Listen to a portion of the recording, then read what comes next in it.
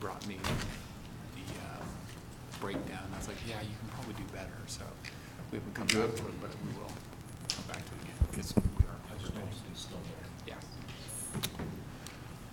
It's pretty overpowered for what we're trying to do. Council meeting is now in session. This is the council meeting for May 7th, 2019. Let's begin with the roll call, starting with Councilman McEwen at the end. Present. Ince present. Ivy present. Meekum present. Note that 4 or 5 are here. Councilman Fillmore has been excused. We thank those that have joined us in the audience, and we'd like to start with a prayer by myself, Mayor Wilkinson.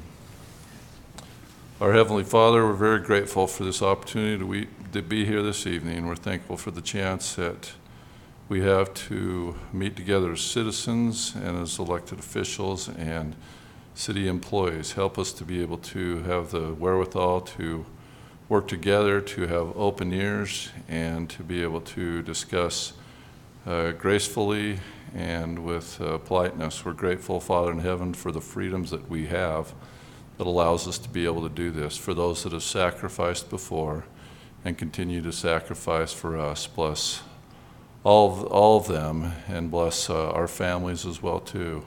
We're grateful for all that we have and for the city that we are blessed to live in. And this we say in the name of thy Son, Jesus Christ. Amen. If you'd all join with me now in the Pledge of Allegiance, it'd be wonderful.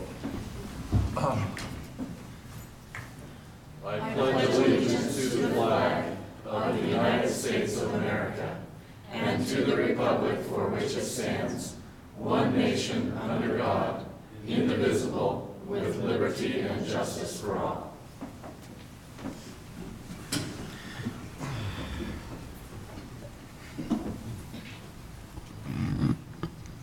Tonight's meeting, we will have a public hearing later on about some sales tax revenue bonds for park improvements. We also have a public hearing on zoning code and municipal code amendments, and a public hearing on the fiscal year 2020 budget, tentative budget. At this time, we'd like to have an open session for members of the public to be able to come to the microphone and then to address us with anything that may be on your minds that you would like us to hear about. So we would just ask you to try and, in the interest of time, keep your comments at 2 or 3 minutes. So I will now allow that open session. Just come to either one of these mics and introduce yourself and your name for the record. Kyle Green, Centerville resident, 433 East 200 North in Centerville. I've got just 3 quick items. First one is probably the one that everybody laughs at the most, which is the deer. We still have major issues with the deer in our area. I counted 15 in the orchard across the street. It's basically making it near impossible to grow anything, including tulips. They're actually pulling them up right out of the ground now. And they're tame enough that I can almost walk out to hit them with a baseball bat. So I don't think that they're the mountain deer that we worry about. I think these are definitely domesticated and are causing issues. In fact, they've ruined my fence, dented my trailer, and several other things over the last 6 months to a year.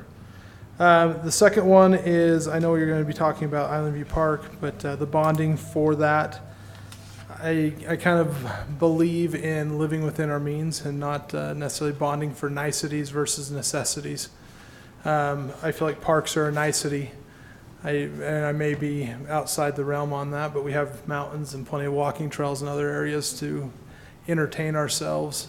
I'd much rather see money spent on fixing things like 4th East and the ginormous dips that are along there, as well as on 200 North where we live. There's actually a pretty substantial sink spot in the road. And the third one is the setbacks that were discussed a while back about building setbacks. Our home was built in the 1950s with a driveway that leads to a future garage. That future garage was designed with the feel of the neighborhood to be set back 3 feet from the property line like my neighbors. At the current setback of 8 feet and 8 feet from the back property line, it would put the garage pretty square in the middle of our backyard. In order for us to access it, we would have to take a driveway and curve it around our house down the middle of the backyard to be able to get it into the garage. Subsequently leaving us with no yard and a bunch of 8-foot no-man land around the outside of the shed that's not really usable for anything but gathering clutter and weeds. So I'd like to just voice my opinion that it would be nice maybe in these older neighborhoods where there was an established precedence before to maintain that. If you want to change setbacks on newer developments in other areas, I can understand that. But where it was designed in a specific method and manner to change the rules 50, 60, 70 years later really messes with our ability to actually have a garage that's functional for what we need. Those are my comments. Thank you. Thank you, Kyle. And some of that we will be addressing later, specifically the issue on bonding for parks. I wish I knew a solution to the deer problem. I guess people are working on it. I just spent the weekend up in Washington building a 10-foot fence at my brother-in-law's place so we could put in 28-foot fruit trees because there's no way they can grow fruit orchards up there. It's impossible without building fences around it. So it's a tough situation, that one. But City ordinance prohibits me from having a 10-foot fence around my house. I know. So know. we do have the in-city archery. We have a couple of people that do that. I think one of the problems that's happened is that the areas allowed for that are determined by the police chief, and as far as other safety factors, I don't know if, given the fact that these are tame deer, that culling activity wouldn't be safe there. I don't know that in the past, I don't think it's been available to Kyle and his family to have that done in his specific area, but I'd like to have that looked at, because if they can get a safe cull in there, we might as well, because that's the point in having that program in the city. So. Thank you. It is on the list. We'll look into it. Okay, great. I was just going to ask you, so thank you, Brent. Yeah, those are two issues we'll be discussing later tonight as well. Further items for open discussion? I'm just going to add to his, one of them is, my name Introduce is Alan yourself. Arbuckle. I'm on Thanks. 475 East Pages Lane. I bought a house and tore it down, and we've built a house there, and now I've got future plans for putting a garage, a detached garage in the rear, and I have the same issue that he has is the 8 feet puts it so it's in the middle of the yard. We can't make that turn to make it a usable garage. And so I've just asked you to look at that and see that, you know, if you're 3 feet for changing somebody's height or a view of the mountains or something, doesn't make any difference when you're 2 stories. But it does make a huge difference for us with narrower lots that need to have that extra 3 feet. Or I know it used to be at 1 foot. It used to be at 1 foot because I lived across the street and you could allow a 1 foot off of there. And then it went to 5 feet, and now it's 8 feet. Just we're concerned about that. We'd like to see you address that and see if you can make some changes there. Thank you. Thanks, Alan. Further open discussion?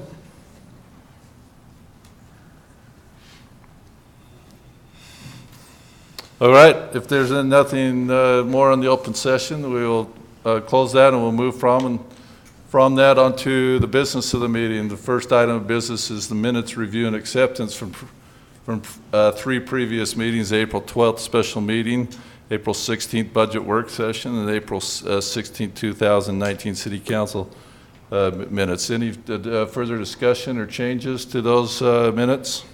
Motion to accept the minutes as recorded. Second. We have a motion and a second. All in favor? Aye. Opposed? Thank you.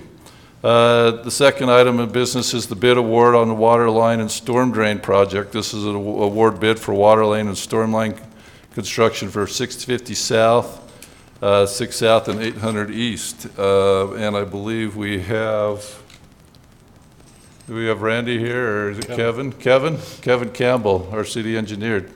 You want to pop up and give us some more information on that, Kevin? Thank you.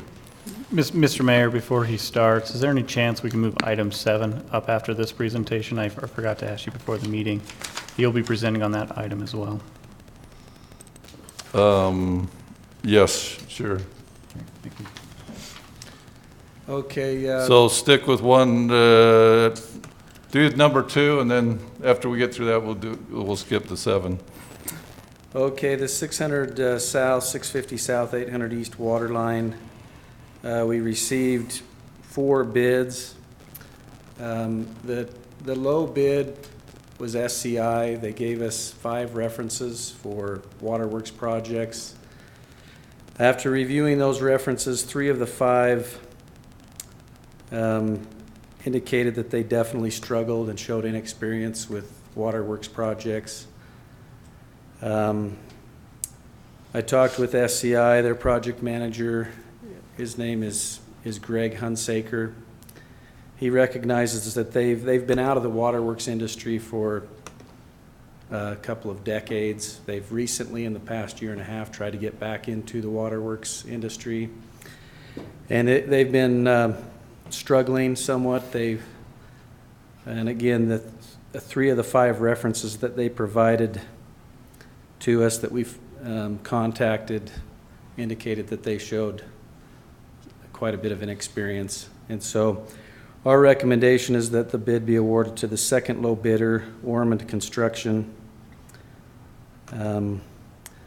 Greg Hunsaker, I spoke with him last Friday. He was very understanding. He appreciated the feedback that we gave him from those references that we contacted. So that's mine and Randy's recommendation on this water and storm drain project. And if there's more additional backup information that's needed, we can provide that from those city references. So do we have further questions for Kevin?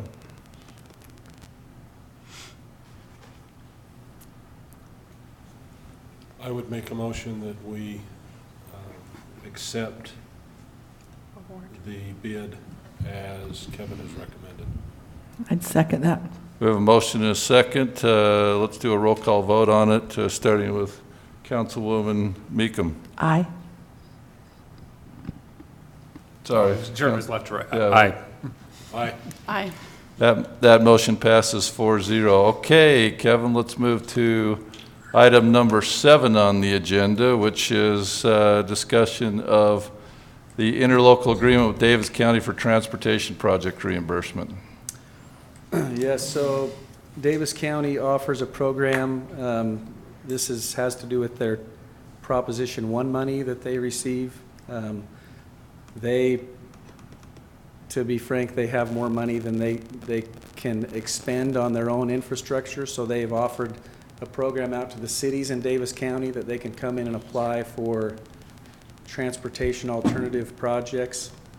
We applied for South Frontage Road to try to widen the west side of South Frontage Road, similar to the frontage road from McDonald's North. And then with city monies, apply a slurry seal and restripe so that we would have a bike lane on each side of South Frontage Road.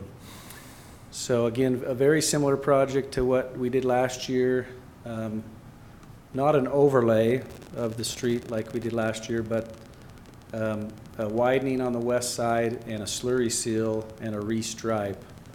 So they've offered us $150,000 to go towards that. We have some matching monies that we would need to come up with. So that project would need to happen summer of 2020 if we went ahead with it. That money needs to be used within 2 years, and so we wouldn't want to try to do it in the spring of 2021. We would want to plan for it in summer of 2020. So.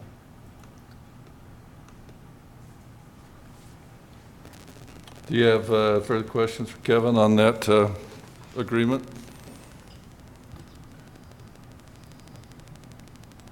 Motion to adopt resolution 2019-10. Second.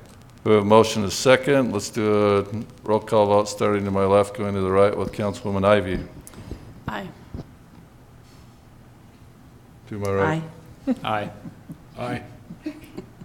That motion passes 4-0. I like keeping them on their toes, mixing it up a bit. in our seats so we can move when it's our turn. Need a board, the light lights up.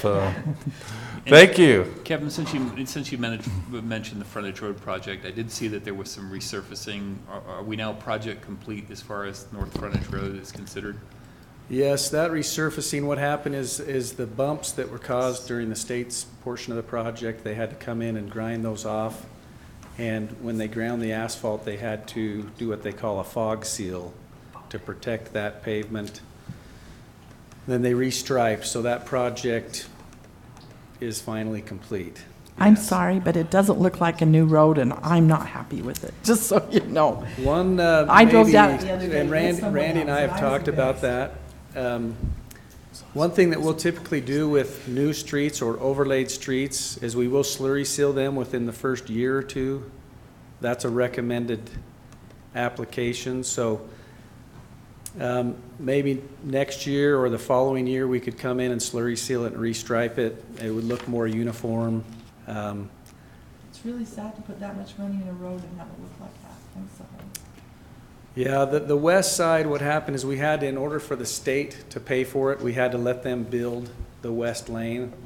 We couldn't intermingle monies. The infrastructure of the road, we feel, is sound, but there is a lot of non-uniformity in the look.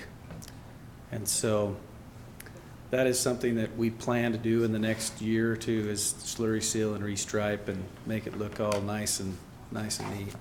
Kevin, if I'm not mistaken, what Councilwoman Meekin was saying, I first noticed that as well too, but when I drive the freeways, it seems like roads are kind of put in lanes like that. I mean, you see those lines go almost anywhere when a road's done, and I understand the money that we save by allowing the state to do the west side of it, but I mean, is it common practice, am I right, in how they do Yes. roads like that now rather than seeing one piece? Yes, the practice is to try to get the seam so that it's not within a few feet of a wheel path. And so as you drive down it, you'll notice that that seam is supposed to be kind of in the center of the lane, so your car is centered over it. Because most of the failures will occur on that seam. So again, if that seam is on the wheel path, you'll see failure prematurely. So the seams are unsightly. I mean, they're not the nicest thing to look at, but that's the other option is to have them go several hundred feet and then go back and reset so that that pavement is still hot and it adheres to the next. But then you have a transverse seam every several hundred feet, which causes a bump. And so those are kind of the design considerations that we look at. On that one, we decided to try to not have the transverse seam, but have the longitudinal seam. And again, it's designed so that that's not within a few feet of a wheel path. Well, from the perspective of somebody who drives it every day, it's definitely improved. You don't see you can tell a Centerville resident because they swerve right before Community Park. That's not happening now, so I'm with you, the look could be improved, but as far as the overall road quality, I think that objective was met. So, The problem is you'd think they would both be that. at night, it's a perfect road, yeah. no. I thought we could have had both. Okay, I'll leave you alone. Oh, you're fine. Thank you. Thank you, Kevin. Yeah, thanks. He's got to be nice. We voted to move him up. Thanks, Kevin. Bring us some leftover dinner now that we let you out early. Okay. Let's move to item number 3. This is a public hearing matter. This is on the issuance of special obligation sales tax revenue bonds for park improvements. This has been going on for quite a while, and so we would welcome, who's discussing this, Brian? I don't have down. We have Mr. Birmingham here. Okay. Oh, there he is. This is Jason Birmingham. I'll let you introduce yourself. Good evening. Jason Birmingham with Lewis Young, Robertson and Birmingham. We're the financial advisor to Centerville City. And the purpose of tonight's public hearing, as was provided in the notice, is to collect and receive public input regarding the possibility that the city would issue bonds to finance improvements specific to the Island View Park. And one of the thought processes I know that the city has looked at, although being very averse to debt, as you can tell in terms of the financial statements of the city, they've very rarely issued debt. But one of the difficulties have been with the recent construction inflation relative to project costs. The RAP tax revenue, which is a special form of income that comes through the sales tax that's specific for recreation, arts, and parks. I think there was a comment made earlier, I think a good comment of, you know, maybe there's other priorities. This particular bond is pledged by a specific revenue source that's really only intended to be used for the type of projects like an Island View Park or some other type of a cultural or recreation facility.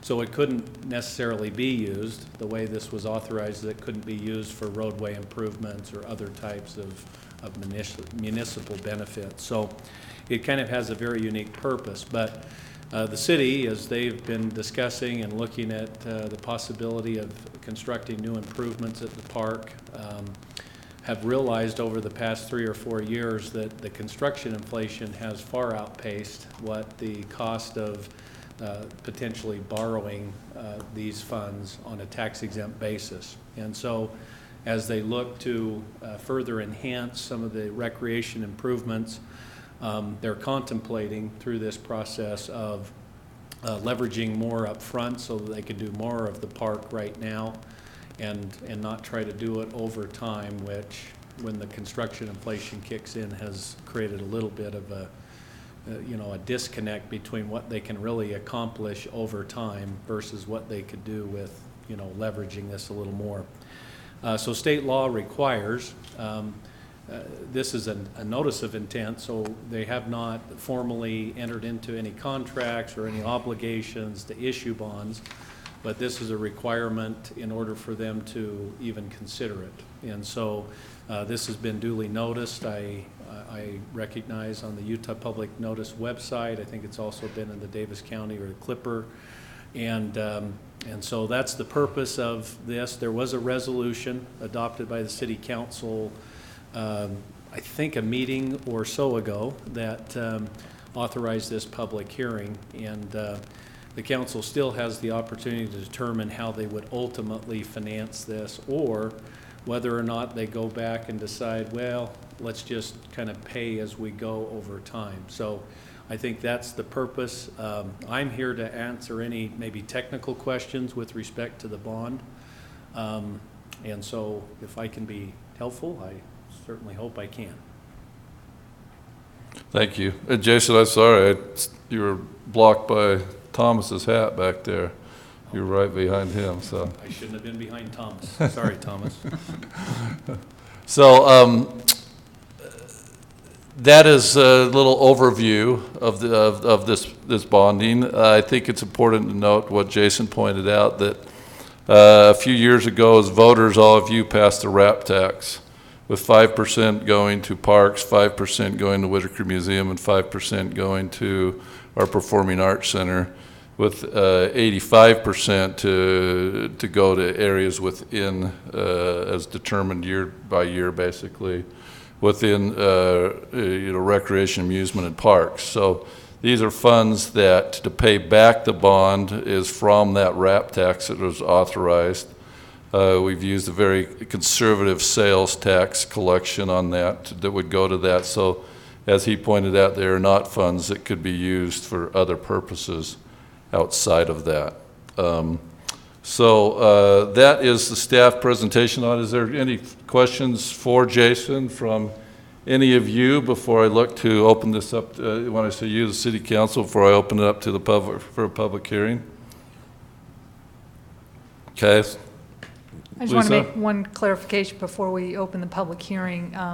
It was mentioned that these funds might be used for Island View Park, but the documents that we've adopted do say that we could use it for any recreational purposes. So it won't be limited to Island View, or may not be. Thank you for that clarification. That is correct. Okay. So at this point in time then, like I said, this is a public hearing matter. So I will open this up to public hearing and comments from any of you. So now the public hearing is now open. Just introduce yourself and where you're from. To either side. Yeah. Okay, I want to my name is Kelly Hinsey, and I live here in Centerville. I am also a member of the Parks and Rec Committee, and so we've had a meeting with the City Council, and we have explored the possibility of bonding for the parks. And one of the reasons, because I'm usually one that says pay as you go, but we, and Lynn Keddington is our chairman of our Parks and Rec Committee, so I may have to ask him a couple of questions. But years ago, we put together the proposal for Island View Park, and we had a preliminary bid send out to kind of get a cost perspective on Island View Park. And as we have now gone down the road a couple of years, the inflation for the building cost has been, I want to say we talked about $40,000 more. Is that even close? The bid now is $500,000 more than what the original estimate. Okay, not even close. But all of that's not due to inflation. We also moved some stuff around. Okay. Okay, and on top of what we're trying to bond for, Lynn worked very hard and got a really good grant to help us with half of the phase 1 of Island View Park. So we do have some money coming in that will help, so we wouldn't have to bond quite so much as what we would before. But as you look at this, and if we wait to finish Island View Park, it's in phase 1 and phase 2, we just feel like the cost of what it would be to build that in 2 or 3 years is going to just be skyrocket. A lot more than interest rates would be for a bond. Can you speak to the interest rate compared to the inflation?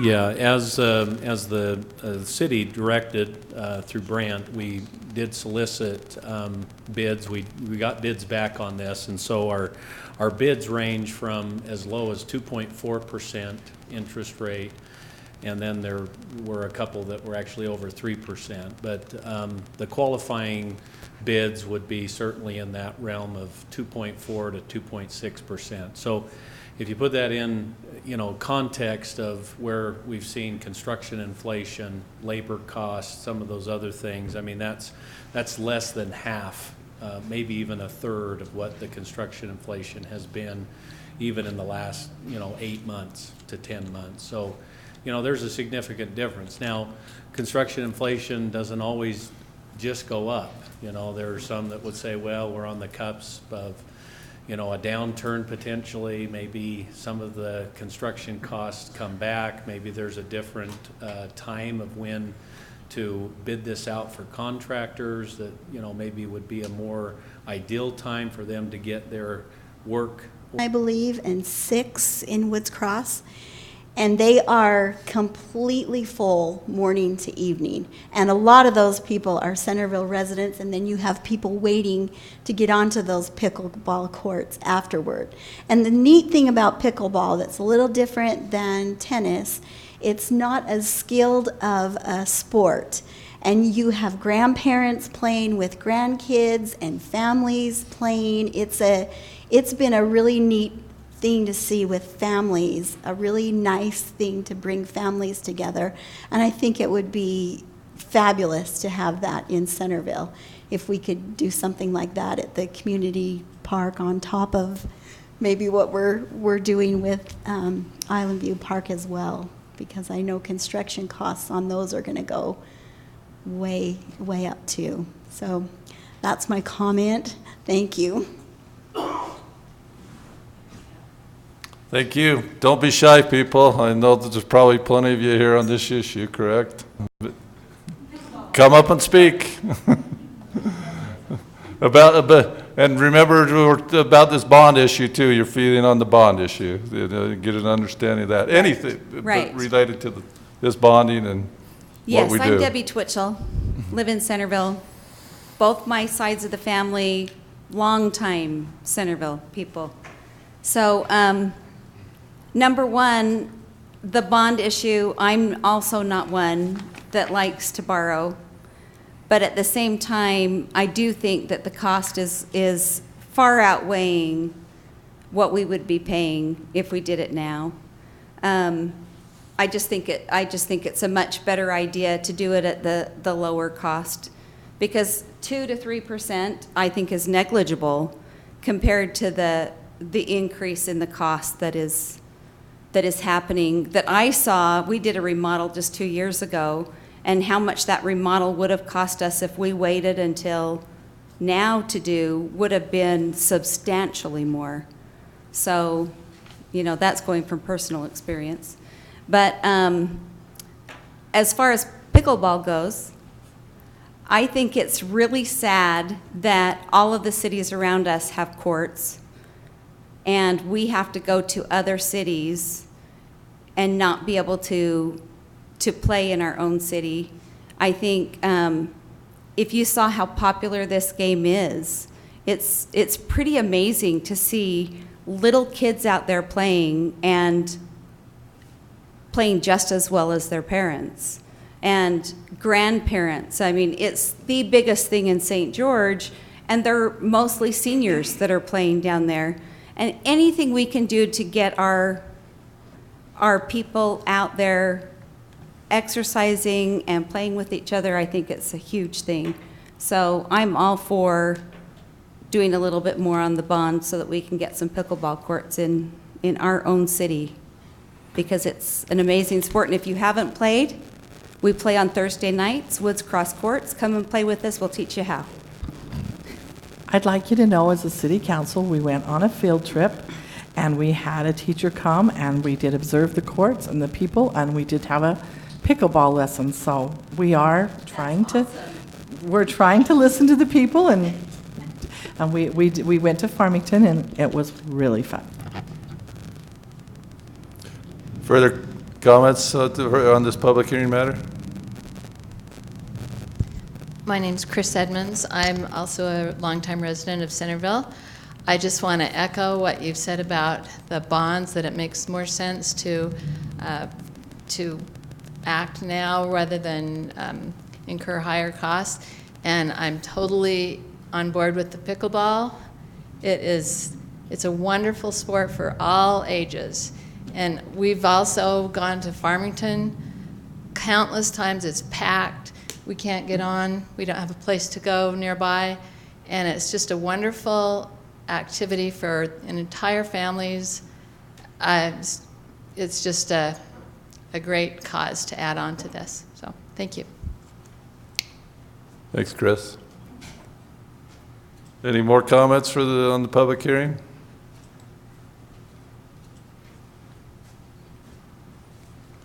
Steve, you're first. Kyle's deferring. My name's Steve Allen, live in Centerville.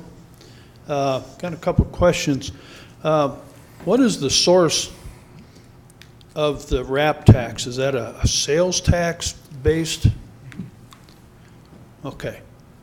So we have this RAP tax that we can use for parks and everything else, but what happens if the sales tax revenue starts to drop off?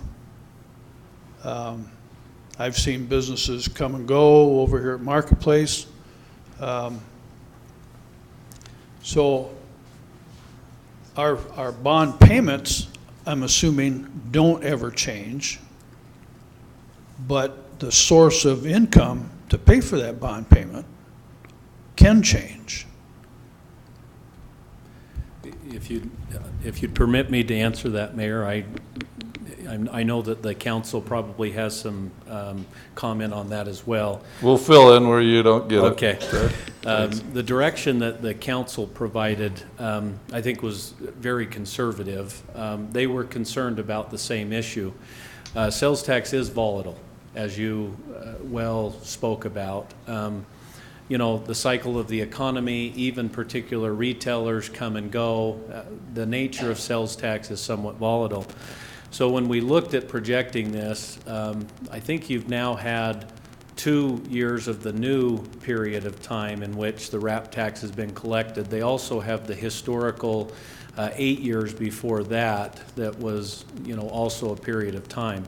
So when they asked us to look at what the capacity of the bond could look like, they also had us build in several conditions that were conservative, including, I think the most conservative was a 15% recessionary decline in the RAP tax specifically, and then a flat to no growth in that sales tax going up. Now, historically, even as you trace it back to 2007, 8, and 9, the most contraction that the overall sales tax that the city saw was, you know, somewhere just a little less than the total of the 15%.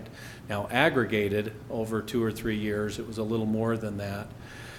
So the city council felt like when they were looking at how much could we bond for, they said we don't want to use the trajectory of RAP tax that we're on because we are in a pretty good growth cycle. They said we want to take a benchmark approach that in essence says that we're going to have a recession, we're going to come down that 15% and then not grow from there. So I don't know if that answers it completely, but there was that sensitivity that was taken into account. Yeah, well, that does help, because I didn't know what the drop-off was back in that 2008 timeframe. Then the other question is, should we be borrowing money? I don't know if this is a want or a need. So should we borrow money for a want? If this is a need, okay, then, you know, I can see that a little better. But I'm just concerned that the city already has some bonds that aren't going to go away for a good long time, and now we're talking about adding another one. So anyway, that's my thoughts. Personal opinion, obviously, there's a want and a need to it. I mean, you have the needs to keep your parks updated, and obviously there's the wants of the people as well too. We sent a survey out in January. We had about 800 respondents. And of the survey coming back, from the residents of the survey coming back is most of them, the number one issue was Island View Park, number 2 was pickleball. And I think we were at about Brent helped me out with the question on bonding. Do you remember as far as if the residents felt we should bond or not? I actually don't recall that in the survey. So Lynn, you remember? Yeah, it wasn't an overwhelming majority. It was like 58% that were in favor of bonding. Yeah, that's. I thought it was in the 50s somewhere. Yeah. Kyle. Thank you, Mayor. Just really quick, and I don't know the answer to this specifically. How many existing tennis courts are there in Centerville City? There is 2 we have some at Smoot. 2 at Smoot and 2 at Island View.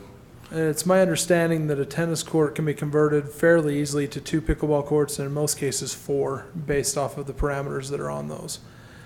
So my question is it worth the expense to spend a ton of money to build a brand new setup, or would it be better served to take infrastructure that we already have that's not being utilized at a lower cost to build it into something that people would utilize without incurring massive amounts of additional costs or bonding? Is there that possibility? Have we looked at other options outside of just going, okay, we're going to rip it out and build new? I know I've been to Island View for an event recently. The pavilion was fine. The bathrooms are dated, but fully functional and not decrepit. The tennis courts have a few small cracks in them which could easily be overlaid and resealed and turned into pickleball courts. The grass was green at Island View, probably the only park in Centerville that had green grass that doesn't have big dead spots. So my question is it worth spending mass quantities of money to make them more flashy versus making them functional to the needs and wants that we have for pickleball courts and or additional parking? I know that there's been concerns over the Island View design of removing parking that was being used for dual purpose cemetery versus the park and other things of that nature. Is there other options to use that money that way as opposed to just completely ripping it out and starting over?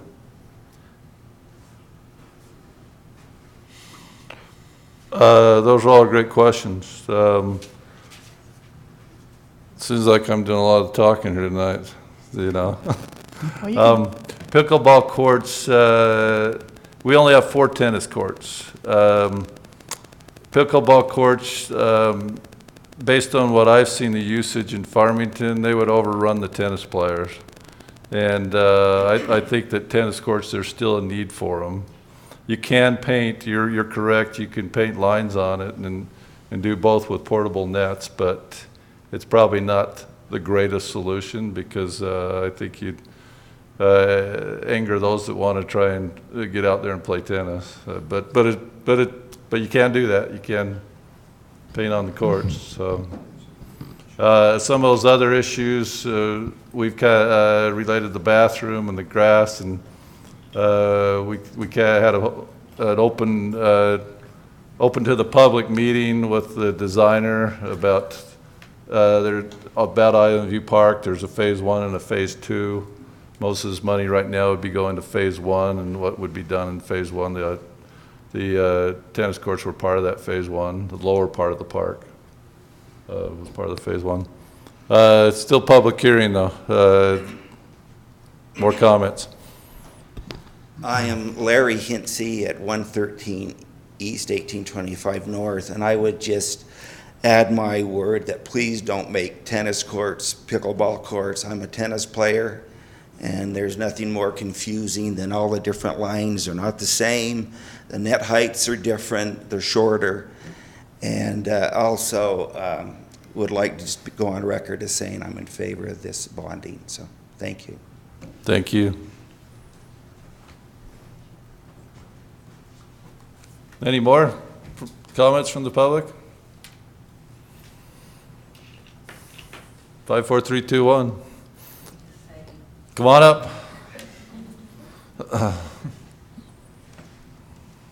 My name is Cindy Hintze. Lived in Centerville for 39 years. And I don't know where the other cities get their money from, but I think their parks are kept up better and are nicer than Centerville parks. And I've heard that it is very, very expensive. But I am in favor of the bonding. And I think it's great to get people out exercising, and I think the pickleball courts can do that. I think our youth are way too connected to their phones and things. Anything that would help that, I think I'm in favor of, and I play tennis and pickleball, and I think it's a great sport. I think there are some pickleball courts. Are they the Bountiful, the ones up Pages Lane that go? Cheese Park. But That's Bountiful. Not kept up well. So we don't have any pickleball courts in Centerville, and I am in favor of getting them. And I don't know whether it's Island View or another park, but I'm in favor of it. Thanks. All right, anybody left on this matter? I'm Jeff Twitchell, Centerville resident for many years. I'm also a doctor of internal medicine and practice in Salt Lake. We I didn't play tennis for many years, but I just recently got me involved with this pickleball. I learned it, and they don't always beat me anymore. I will say that we have a lot of friends and neighbors that have played tennis for many years. As people age, their knees don't always like tennis anymore. Pickleball, we have friends, we've seen people at the courts who can play pickleball into their older years. And again, I feel I'm very glad to hear the talk about bike lanes. We've got some good bike lanes along Main Street when they're not under construction. And it's a good place to ride. I like the fact that we're trying to do things that help our citizens be healthy, to be active, and it also reflects well upon the city. So I am definitely in favor of the pickleball courts, and I think the bond is a reasonable thing. Thank you.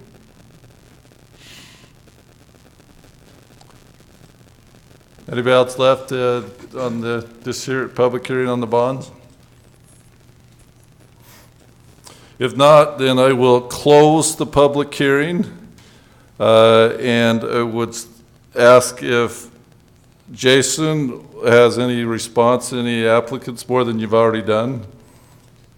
Okay, or in city council, any questions for Jason or the public at all, or comments on it? I have a couple of comments. Number one, I agree with Cindy. I have a lot of children and a lot of grandchildren, and our parks are not par to where they go somewhere else. And it makes me sad. And I have had other people literally attack me over our parks. And I'm like, I've only been on the city council for 3 years, so you can't blame me for the parks. But I can't say that that's one of my proudest moments is when people talk about our parks. Then when I see how much money it costs, I don't know where the other cities get the money either. So I'm a little frustrated. If it was up to me, we'd have a splash pad and 2 or 3 other things. So.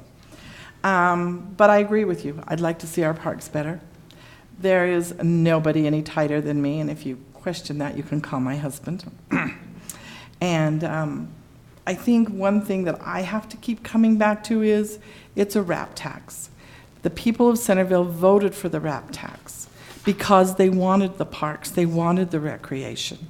So, you know, it's pretty hard to put a tax on and get it approved. And it was approved because the people wanted it. So we can't fix our roads. We can't snow plow. We can't use it. They said, look, we're going to give you this much money to build recreation parks, things like that. And so I think it's hard. And when they first started talking about the amount of money, I was not all on board. And so, but when I stopped to realize I can't use the money for anything else, and this is what the people voted it for. They knew what it was for, and this is what they asked us to do with it. So I do have to just remind everybody that, you know, you do get frustrated when you look at that much money and think, you know, could it fix the roads, or could it do this, or could it do that? But the people did vote for the RAP tax, and that's where the money has to go. So I do think we have to remember that. I would love to see our parks improved. So just so that we have, you know, understand that where because I've had several people comment to me about it, and then when I explained to them, you voted for the RAP tax and you told us where it has to go. Any other comments from council members? Well, I think it's important to note that the question was brought up, is it a need or a want, and what's our risk? Because RAP, like sales taxes, is consumption-based. As part of that analysis of backing off as far as we did, theoretically, if things were to continue, you'd have a pretty good overhead. The one thing that we are doing by evaluating the cost of capital now versus expenditures in future years is we are making an obligation against RAP tax into the future. So if we borrow this money, whether it comes through bonding or real property lease, that's still open for some debate as to what the mechanism is. I'm not sure that there's much disagreement as to making an obligation of the RAP tax at this point into the future years. I mean, I think the council's pretty much in agreement that it's probably less expensive for us now. And as you've heard the number thrown out there, from the time without going too much into the history, when the Parks and Rec Committee brought us an opportunity for a grant for some matching dollars with Island View Park, from an initial estimate to where we're actually into construction, quotation, and bids, $500,000 change in overall value in terms of what we had, where we are now. That's a pretty significant number, and there's a number of factors that go into that. But overall, I am not opposed to the concept of making an obligation with some sort of bond or real property lease to net out as much value as we can on the money that has already been obligated for RAP. Of course, the hazard is that we fall short.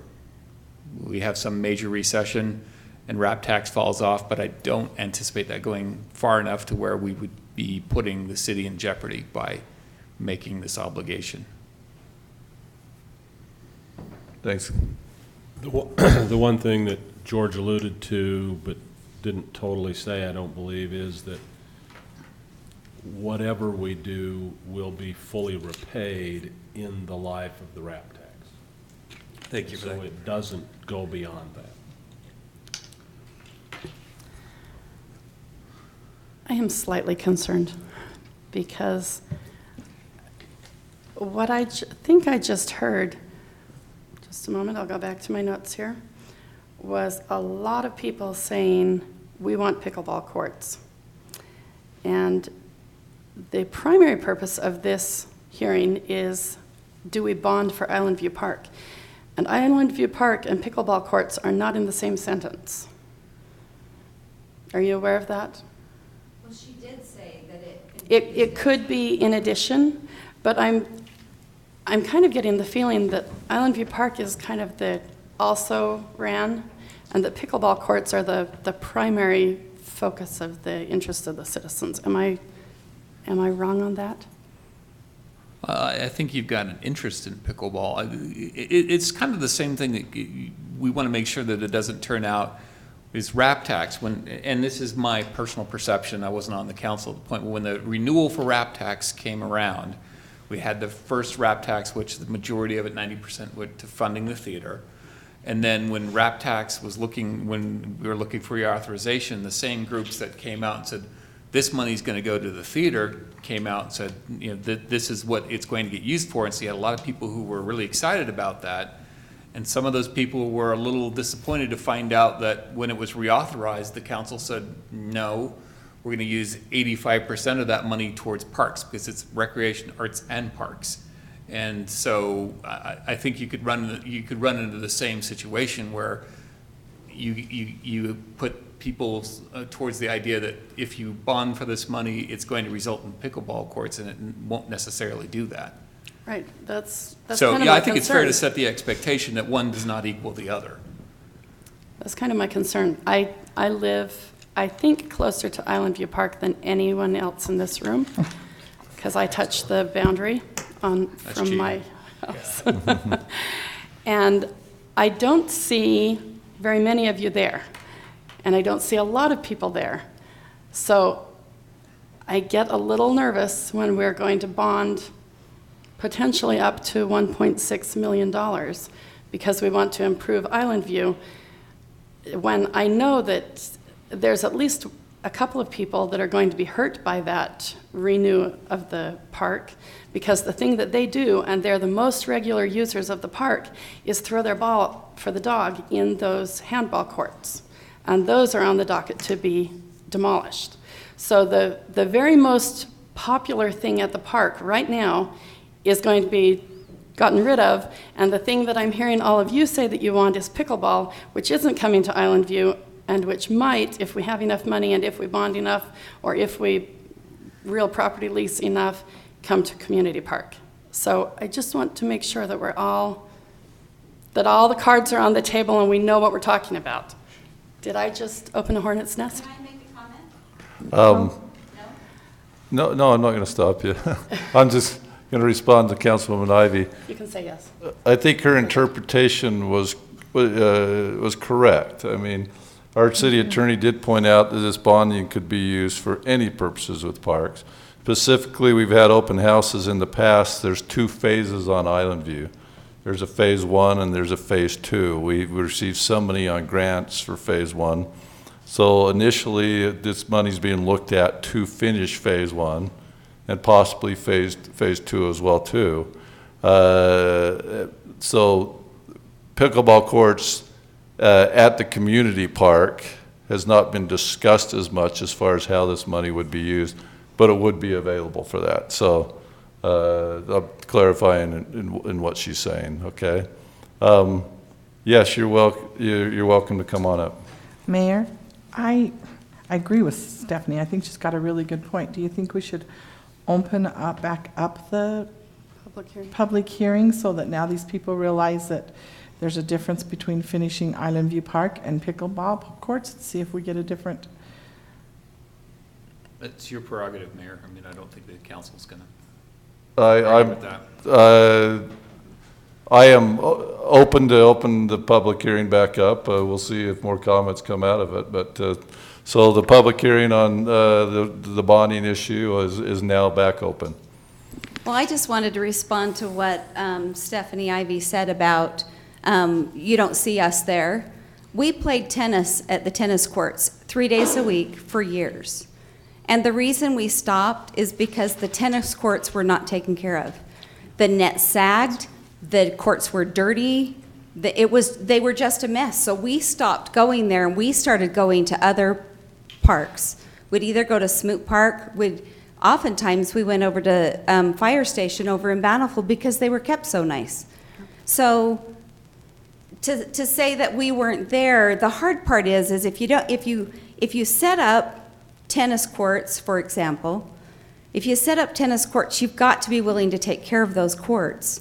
Because if you don't, then people will stop using them, and you want them to be used. And that's why we're willing to bond to have tennis courts that are nice tennis courts and that are taken care of.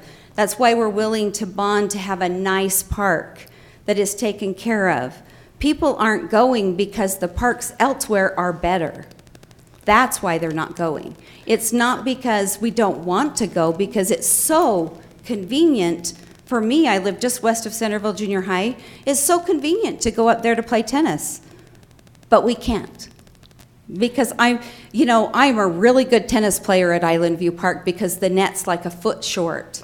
But I really want to be a good tennis player anywhere. So that's why we go elsewhere. Okay, so that brings up a huge question for me, because in bonding, that's a one-time thing. That's just putting in the stuff. And I don't know if it hasn't been kept up in the past, and that's why you're not wanting to play at that park. What is it going to take differently to have it kept up in the future so that you want to use it more than the first year or two that it's installed? Because I'm not sure that that's been part of the conversation. We've been there when the sprinklers have come on, and the sprinkler, which has to happen, right? But the water runs onto the court, and so you can't play because tennis balls get heavy in water. Or we've been there when they've come and they've cut the grass, and then they go around and they blow all the stuff onto the courts, into the fenced area, and you're going, really, it just makes it a mess to play. And in the winter, the nets need to be taken down so that they don't stretch out and get ruined. If they're left up all year round, they won't last more than a year. So they just need to be, somebody needs to watch those and, take responsibility for them. And I don't think it'd be a huge cost to keep it up. I really don't. It's a procedural thing that it's just somebody needs to have the responsibility, because I'm afraid we're in a day and age where if somebody isn't told that's their responsibility, it's not going to happen. So, just my point of view. Thank you. That helped me understand it so much better. It's pretty clear. Oh, I'm sorry. Come on up. Go ahead. Yeah, come up to the microphone To the mic. for our vast viewing audience of two. I also just want to say, things do get old, and Island View Park is very old. And it's old enough that people don't want to go there. So it absolutely needs to be done. But I think I think everyone's here is saying if we could bond for both pickleball and Island View Court, it would be fantastic. That would be the dream come true. But I don't think we're saying, you know, we have to have one without the other. But Island View Park just is old, and it needs to be redone. And then I think, I hope as citizens that it will be something that will be a draw for the citizens. And it hasn't been for a lot of years up there. It's just gotten old. The tennis courts are old. The toys are old. It's just an old park. Things do age, and they do, you know, I think Bruce Cox does a good job trying to keep our parks kept up. But they just get old. Things do get old and have to be redone. So, just a thought.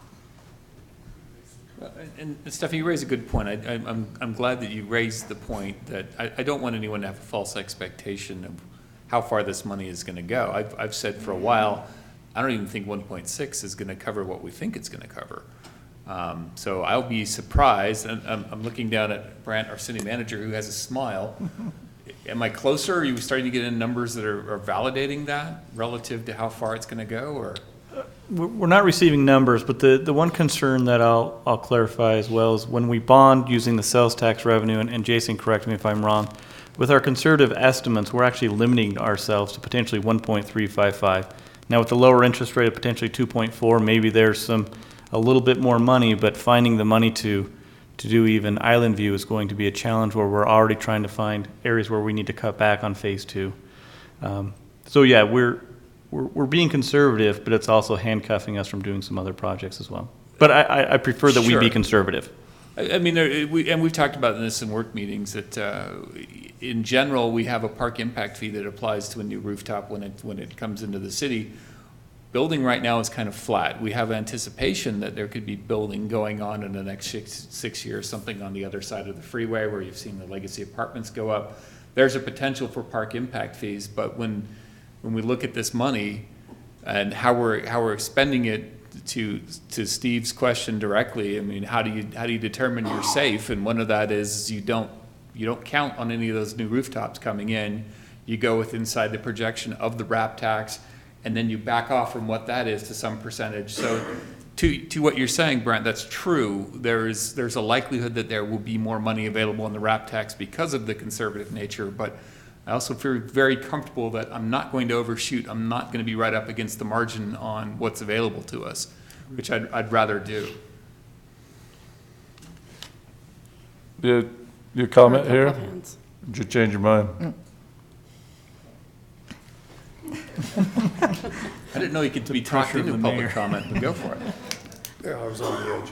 Clark Whitworth, a longtime Centerville resident, and I also grew up in Bountiful, and I had the opportunity to start playing tennis at Island View. That was about 45 years ago. And it was built in phases, and it took years and years and years. And it's a pretty sad park. And yes, we played tennis there. One thing I really don't like is the poor lighting. I mean, it's half of them work, half of them don't. I mean, it's a poor park, so that's why you don't see people using it. But I wish I knew more about the funding and the numbers. I can understand that we're trying to limit ourselves, and the 2.4 might get you a little bit more. And I don't really understand what phase 1 or phase 2 is, but if I understand, you're saying there's not even pickleball courts in phase 1 or phase 2. Is that correct? That's correct. This has been laid out by the architect. We're actually debating how much of the lighting can be deferred into phase 2 as far as how far that goes and what type of lighting we buy. So there's definitely a trade-off on what we can get. Lighting for the park or lighting for the tennis courts? Lighting for the tennis court. Yeah. Okay. My only thought is if we're going to spend money, we're going to borrow this, we ought to go to the highest and best use, right? Wouldn't that be highest and best use? I know Kyle has a great idea on trying to save money. They did that in Bountiful. That's a pretty sad situation. These courts are really old, 45 years old. It's a conversion like that's going to be really challenging, and they're not side by side. They're lengthwise, so I don't know how that would really turn into courts, especially since at Island View it's tiered and the balls go a long, long ways if you don't keep them contained. And so I don't know what the 1.3 or the 1.6 or 7 is going to do, if you're just renovating the park. Is that what that's going to happen? I hate to ask questions. Am I allowed to ask a question? Yeah, you are. Part of the renovation is, in phase one, is new tennis courts. What Councilman McEwen was just saying was there's talk of deferred, if we can't do the lighting, that could be deferred, that part of it. So it maybe, Lynn, if you don't mind me putting you on the spot, because I'm good about that. One thing that I think is important for people to understand, and maybe I misunderstand it, so correct me if I'm wrong, in terms of the amenities list that was submitted for the grant itself, which is kind of the genesis of this whole thing. We have an amenities list that we can move around, but we need basically to have the amenities that were part of the grant in order to continue to qualify for that grant money. So that said, the amenities list for Island View Park did not include a special purpose built pickleball court. We had tennis courts, we had playground equipment, we had an amenities list, and as long as we stay within that, we're eligible for that 686,000, do I have the number right? I always make it up every time. 677, thank you. In order to get that matching, we have to comply with the terms of that grant, which is a preset amenities list. So that's one of the things that kind of hamstrings us a little bit on what we can do, and that's where I'm kind of bolstering Stephanie's point, is we didn't want anyone to have a misunderstanding that we heard everyone say pickleball and then we spent the money on something else entirely. You know, if anything, it would be pickleball. I still see that as a dual use for a tennis court. I hear that's not a good thing, but it's really not. It's not. So. Yeah, sorry to disappoint, but in that initial amenities list, pickleball isn't on it for Island View. So, don't want anyone saying that we pulled the wool on that one. And we did actually talk about that. We tried to think, okay, if we did pickleball at Community Park, and you've got pickleball in Farmington, and then there are the pickleball courts in Bountiful, kind of evenly spaces things rather than trying to cluster things up Island View and Cheese Park and then a long distance before you get to Community Park, so that it would be easier for people to go to another close by place and find an open court, maybe. But that was our theory. So once we commit this RAP tax money to the 5%, is it a full 5% that you're committing? It's 85% is what we're spending on parks. 85%. Presently, 5%. How much are we committing to the stream to service the bond? 85%, and then you're saving 5, 5, and 5. The other Correct. 5 you had. Yes. That funds the theater, the museum, and contingency. So, if I'm hearing correctly, this bonding makes sure we can't do pickleball courts. Well, no, it's not saying that. It's saying that what we're doing is if we do a bond or a lease, we're saying that in the available funds that remain within the RAP tax, because it's approved for a certain amount of time, within that period of time, we are obligating the bulk of that money. Now, there's what we were saying about we're at 85% of the obligation, but we're saying, all right, let's back that off a little bit so that we've got some headroom in there, so it's not the full 85% right up against the wall. But that's the part you can't count on. So does that fund pickleball at a future point? I don't know. So it's almost the inverse, if I'm understanding. By everybody being supportive of the bond, you're putting the pickleball behind. Well, what we're saying is In a way. don't think that the bond pays for pickleball, that it's a 1-for-1, because that would be totally be misrepresenting the situation. We don't want to do that. And it's because we do have a grant that's been awarded.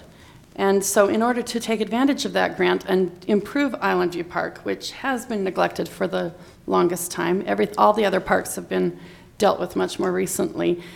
In order to take that grant, we had to have a plan for what to do with Island View. And that plan didn't include pickleball because we didn't realize, for one thing, quite the interest. And another was that we thought it fit better at Community Park, where there's lots of parking and lots of lighting and lots of, it just seemed to be a better fit at Community Park. But to the point that's been made before is we don't have our final numbers in. I'm on the pessimistic side because construction costs are ridiculously expensive.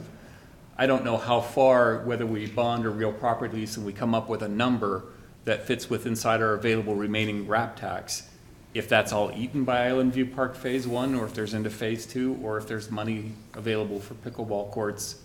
I don't know. Part of our dilemma is in order to capture that grant money, we're running out of time to capture that grant money. That has a window of 2 years, and then you're done, and we're already into that second year. I understand that, but building an incredible park that doesn't really draw makes me a little nervous. Well, we hope that it draws. It just isn't a pickleball draw. Okay. Because it has some really great things, but they're not pickleball. Okay, and yes, we've used it, the pavilion, we've used it up above. Our kids used to play, what was that, with the airsoft wars all the time up there. This is just us trying to be as transparent as you can in government. Yeah, so they were playing around up in there. So, but it all kind of faded away. But I don't know if redoing it is gonna bring it back, if it doesn't have what everybody wants. And maybe it does, maybe you've done enough analysis and know that. But Based on it makes the, me nervous that there's a great demand for pickleball, and we might be stepping the wrong way to get pickleball in an effort to chase the $675,000 grant, which may not even get us. Well, we've been awarded the grant. And I don't know how far. Well, you still got to.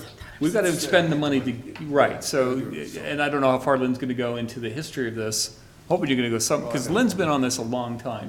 He really has. But that's. Address that. So the term, I think one of the questions that was asked, so I just thought I would address it, he asked what the term of the prospective bond would be, and I was just going to indicate it's 7 years, and it matches the remaining period of time that the RAP tax is in place. That's why we have financial advisors, because they can be concise in their answers. Thanks. And if everybody can just state their name for the record when they come up, even if you come up twice. Lynn Keddington, and perhaps maybe I can put some perspective in the question about pickleball. 2 years ago, Kelly we sent out a citywide survey asking people for design options for Island View Park, and we got a lot of response back. I don't think pickleball was included in any of those responses. So then we started a process of, we asked all those people who had responded to the survey if they would like to participate in a design team to design the Island View Park. We had 100 people responded they wanted to. We had 25 people who actually said they would come to the meeting, and we had 12 people show up. Pickleball was discussed, and among those people who discussed, they specifically asked that we not put pickleball at Island View Park, but maintain the tennis courts, if that's, am I correct? And primarily because of the noise issue created by pickleball and the closeness of the homes to the courts. And so as a committee, we followed the design that the people who showed up and participated in the process. So we went through a process of designing the park. We presented it at a public meeting. We presented it at an open house. We presented it at probably 3 or 4 different public meetings. At the same time, we also commissioned a survey of the entire city to see what amenities the people of Centerville wanted. And one of the reasons we did that is that we wanted to know what the majority of the citizens of Centerville wanted as far as park development. And the continuation of Island View Park came out on the top, as it was designed. If they knew what it was designed, I'm not really sure that anybody actually knew what was in that design, other than the 20 people that showed up to an open house. So we took the stance that what we would like to do is finish Island View Park based on the survey and based on the direction of the Parks and Recreation Committee, and then concentrate on the next highest issue was pickleball. There's no doubt. Wait a minute, I'm sorry. The next issue was a dog park.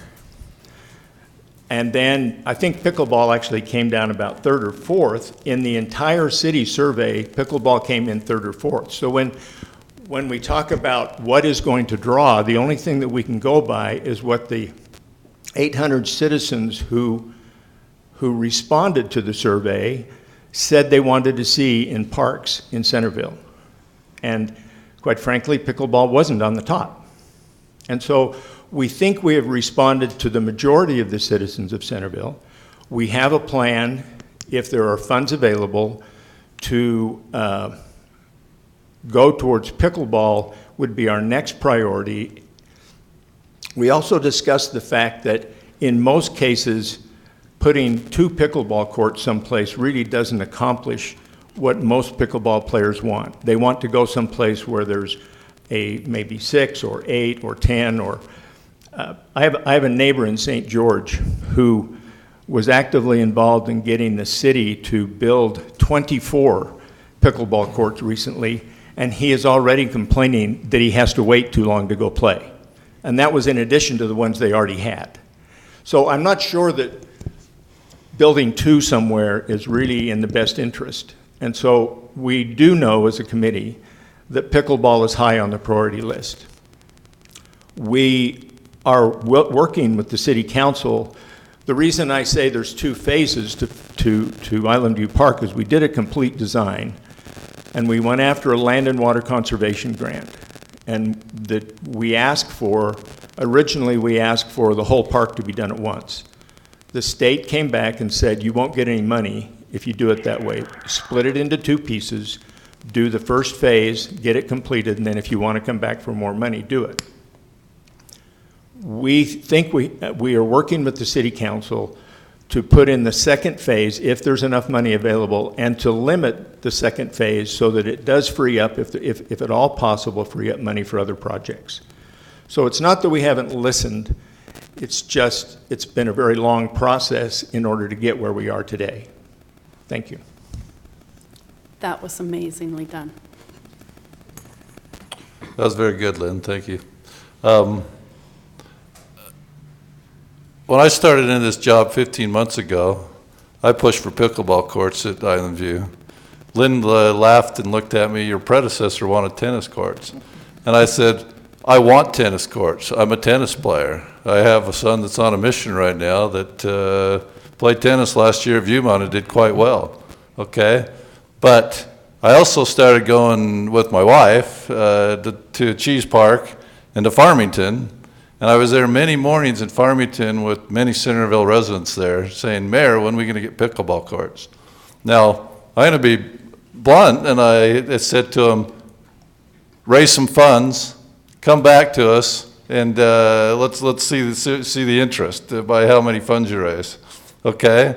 I realize that that's not always possible, but that's a challenge I made to him. Because of the grant with Island View, they approved it for tennis courts, and we couldn't go pickleball courts that direction.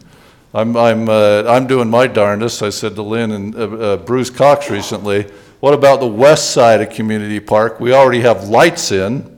Let's just add to the bank of lights and add some pickleball courts there. That saves a significant cost of the lights, okay? But it still does come down to a matter of how much money do we have after we go to Island View. It is our park that's in the worst condition. I mean, when you look at all the other parks, you got the community park, you got Smoot, you got Freedom Hills. Freedom Hills, and then you got by the library, Porter Walton. Okay, and those are all obviously in better condition. So there is a need, obviously, for some redo of on Island View for sure. But so there's a lot of interest out there. We then ended up going, as Councilwoman Meekin mentioned, I arranged with Mayor Talbot in Farmington to go see their tennis courts, and we had pickleball courts, and we had instructors up there, and we got the council out hitting the ball a little bit, and the Parks and Recreation Committee as well too came as well. So as Councilwoman McEwen said, we want full disclosure here, and hopefully you've got it all out there now. If you haven't, please, before I close the public hearing again, come up here and ask any other questions on the bonding and that type of thing. Go ahead. And I will say that the mayor gave such a spirited defense and advocacy for pickleball. I didn't know that he didn't play it as a regular. I used to razz him in his first couple of months about being like the pickleball guru. I had to say, no, I'm a tennis guy, you know. He did have to make that clarification because it's like, wow, it's almost like every time I hear him, he says pickleball. So. But I'm also a realist to know that tennis is a lot harder game than to pick up than pickleball. You know, nothing against pickleball players because it's great that we're out exercising, but it's easier to pick up than tennis. Okay, my name's Chris Edmonds again. I'm glad that you clarified that, Stephanie, about that it wasn't automatically going to help us pickleball players and the future pickleball players. My question is, what can we do to get it in the pickleball courts in the community park? Because that makes more sense to me too. And it's more centralized for the whole city. Lights are already there. What's the prospect for that? Just having the funds for the courts. We save a lot of money by not having to do the lights. I mean, I've got cost estimates from Farmington, but those are now 3 years old. The cost of construction's gone way up. So I don't even know that we have a cost estimate on that yet. But So honestly, one thing that will help, and this is going to sound really weird because I'm not a density candidate. When I ran for city council, I'm not really into density now. But unless you have park impact fees, in the community park right now, we've done a bunch of improvements. We've actually borrowed $500,000 from the South Davis Rec District that we're paying back. And if we had rooftops that freed up that obligation, then there's more money available. It's just, it really comes down to is, I don't think we're stretched out to the limit, but we would need some other source of income to offset some of the obligations we have in order to make some of this possible. So it's one of those, if you see a project go in on the west side, then you could say, well, that's turned into pickleball courts. I hate density, but that's pickleball, or, you know, we've got more rooftops. It just does come down to just the real economics of it, is what obligations have we made? And we've made some pretty significant ones in the community park. As silly as it sounds, do your shopping in Centerville, not Bountiful or Farmington, not Station Park, because that will fund the RAP tax, and that will help us fund the projects. And I've said to the mayor of Farmington and the mayor of St. George, I wish I had the revenue source you guys have from your impact fees, because those are huge with the building you see going on in those two cities right now. And those impact fees, some of those go directly to parks, as well as other uses as well. Any more before I close the public hearing again? I want to make sure that you're all clear, that you go away with as much clarity as possible. If not, then I will close the public hearing again. And I don't know that we have a resolution on this, right? It was just Take the temperature. The discussion tonight on the public hearing. The public hearing, there's nothing to adopt or consider. I think, as I recall. Can you come up Go to on the up, mic, 'cause Jason. they're not going to hear you out there in cyberspace. Sorry. Jason Birmingham. There is no action items. It was just a public hearing to give the public an opportunity to comment and for council to have that opportunity to have the feedback so that you've got some direction. What I understand, and maybe just as a clarification, I believe phase 1 of the Island View Park will be the city will be receiving bids on May 16th. Is that, maybe it would be helpful to clarify, for our purpose right now, the bond or the real property lease is still contingent, we think, or we believe, upon the council's direction of phase 1, phase 2, amenities, what's going to happen. So we do have some firm bids. We have interest rates from some providers that have said we'll hold it for 60 days until you can get through that process. So there's really no action items tonight, but for clarity, I wanted to make sure that everyone did know that we were starting to move towards gathering cost information, although Phase 2 won't be bid out, as I understand it, until a later part of this process. Partially correct. So Phase 1 is being bid out. The bids will come back May 16th. So basically, we're operating off of cost estimates at this time. And the architects are currently working on Phase 2. So the hope is, well, the plan is on Phase 1, when we get the bids back, we'll work with the low bidder and use the same unit cost in hopes of expanding, doing a change order to complete Phase 2 under that same agreement. So the hope is May 16th, we'll have a good idea about the true cost. So, because we'll have a unit cost back for Phase 1 with that same contractor. So the benefit that we did have is when we went through the solicitation of interested parties to purchase bonds or provide real property lease, they did provide us a 60-day interest rate lock up to the 1.6 million. So we don't have to execute, anything until we get closer to that date. And then, even then, we're not bound to do anything if it takes more time.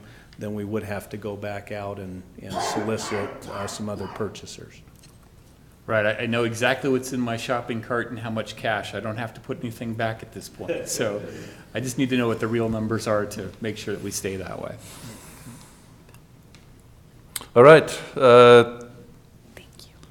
Thank you, everyone. I don't know how many of you are leaving now or how many are staying, but those of you leaving, you're welcome to stay. But thanks for coming. Those that are leaving. I told Mayor Talbot to have the lights malfunction. So, thanks. All right, we'll go to item number 4. This is a public hearing again on zoning code and municipal code amendments and fee schedule amendments. Corey, were you the one presenting on that?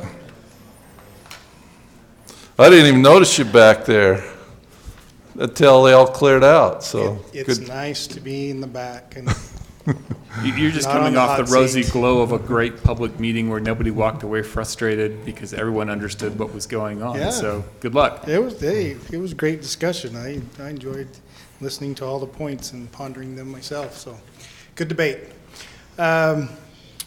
As indicated, this is a public hearing for zone text amendment.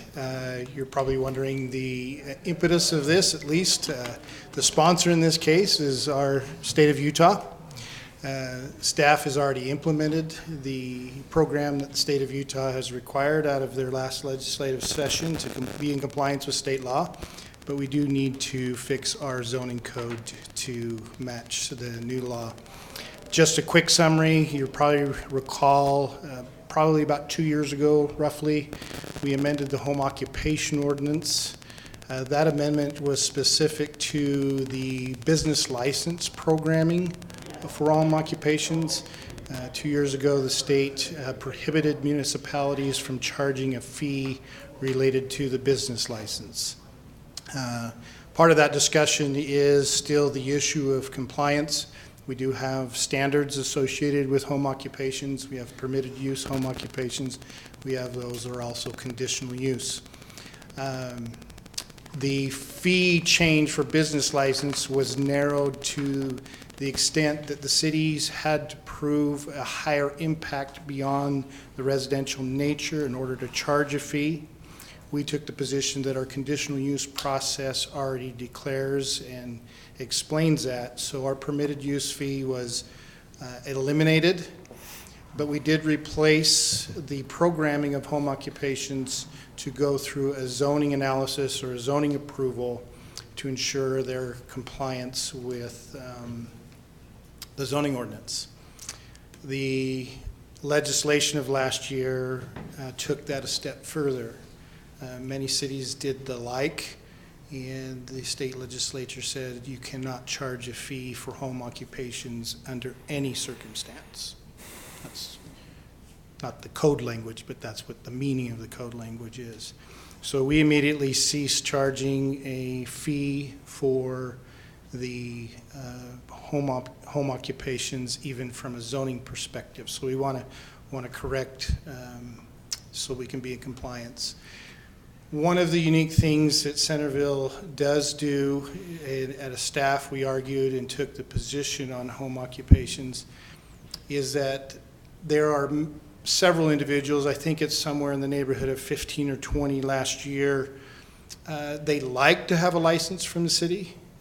It's often a motivation is some type of financial application is made. They've declared that business as an income, and that financial institution wants verification of being in compliance. And so we've, at the first round of amendments, we adopted a voluntary fee of $40.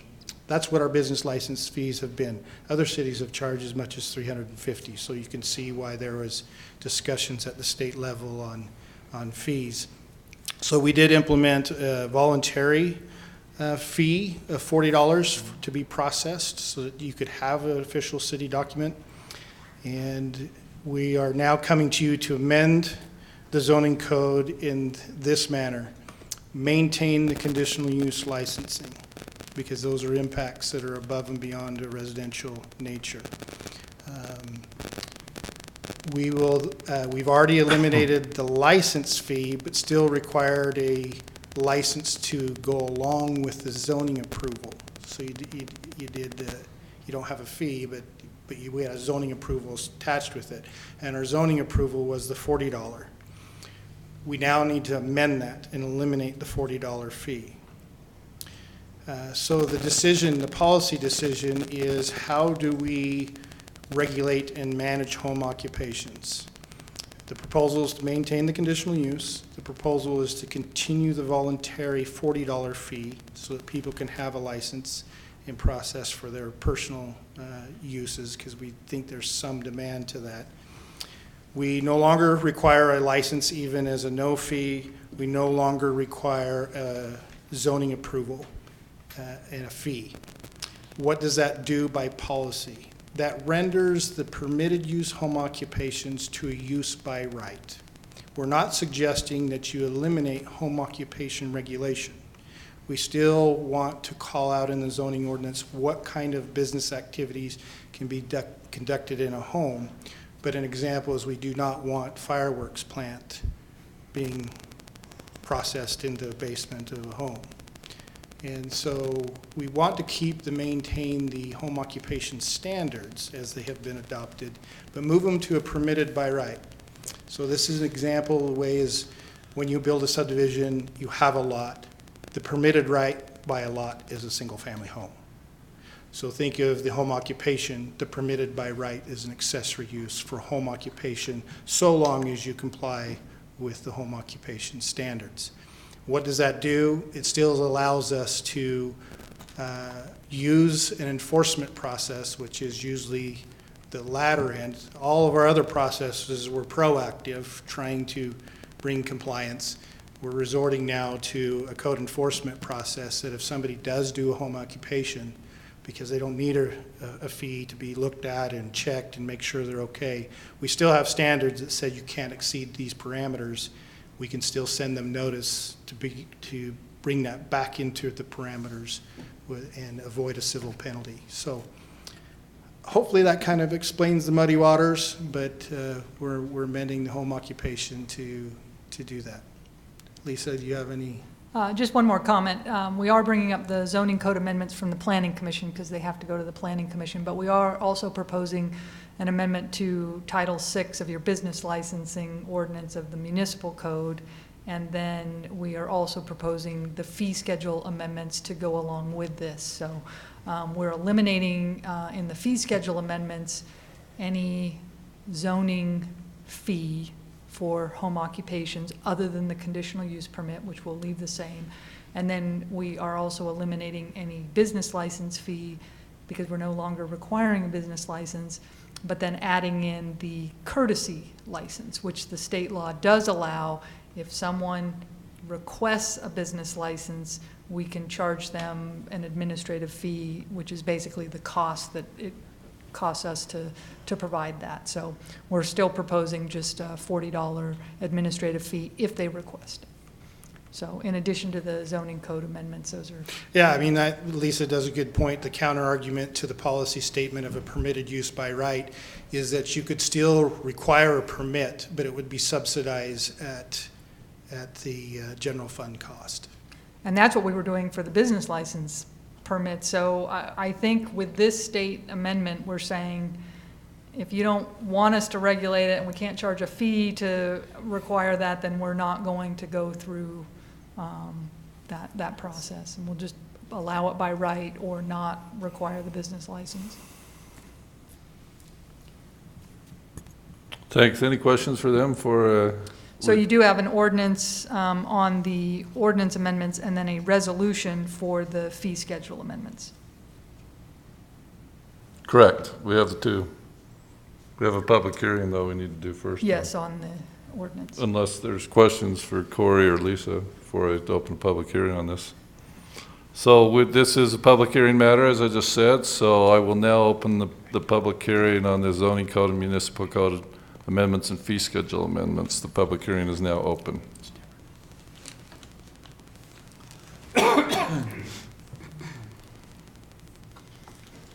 Alan Arbuckle, Pages Lane. I just got a question because I know of several people that have their businesses in residential areas. How do you enforce or police the conformity of this code of not having a business in a residential area? Well, there's a fine line, I guess, but I'm not sure exactly what you have in place that enforces that, because I thought it was through business license. You see a business and you see that he's got employees, you would go, that's a commercial or a residential area, you would think somebody would go out and check that and verify it. But now you're doing away with a business license, I'm not sure how you're even gonna enforce, because now commercial people can be in the residential area. I'm seeing it several places in the city. So just a question. It's in every city, you're right, Alan. How do you enforce that? I mean, Corey, an idea? I mean, it's difficult, isn't it? Well, and I think with the state law amendments, what they're saying is from a policy standpoint, if the home occupation doesn't have any off-site impact to the neighborhood, then we really shouldn't be regulating it, and we should be encouraging that sort of industry, I guess, from a policy standpoint. And so, but if they do have off-site impacts, we are allowed to regulate that. And as far as enforcement, Centerville has a complaint-based enforcement. So if the neighbors are complaining about the intensity of a home occupation, that's probably how we would hear about it. Otherwise, we don't. Okay. Public hearing's still open?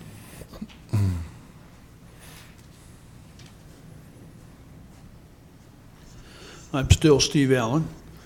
I still live in Centerville. What is this right thing that you were talking about? What kind of business is not allowed in a residential area? Is it based on the traffic of the customer or the traffic of the employees, or? I have no idea what you're really referring to. Pop up and Corey, an answer for him.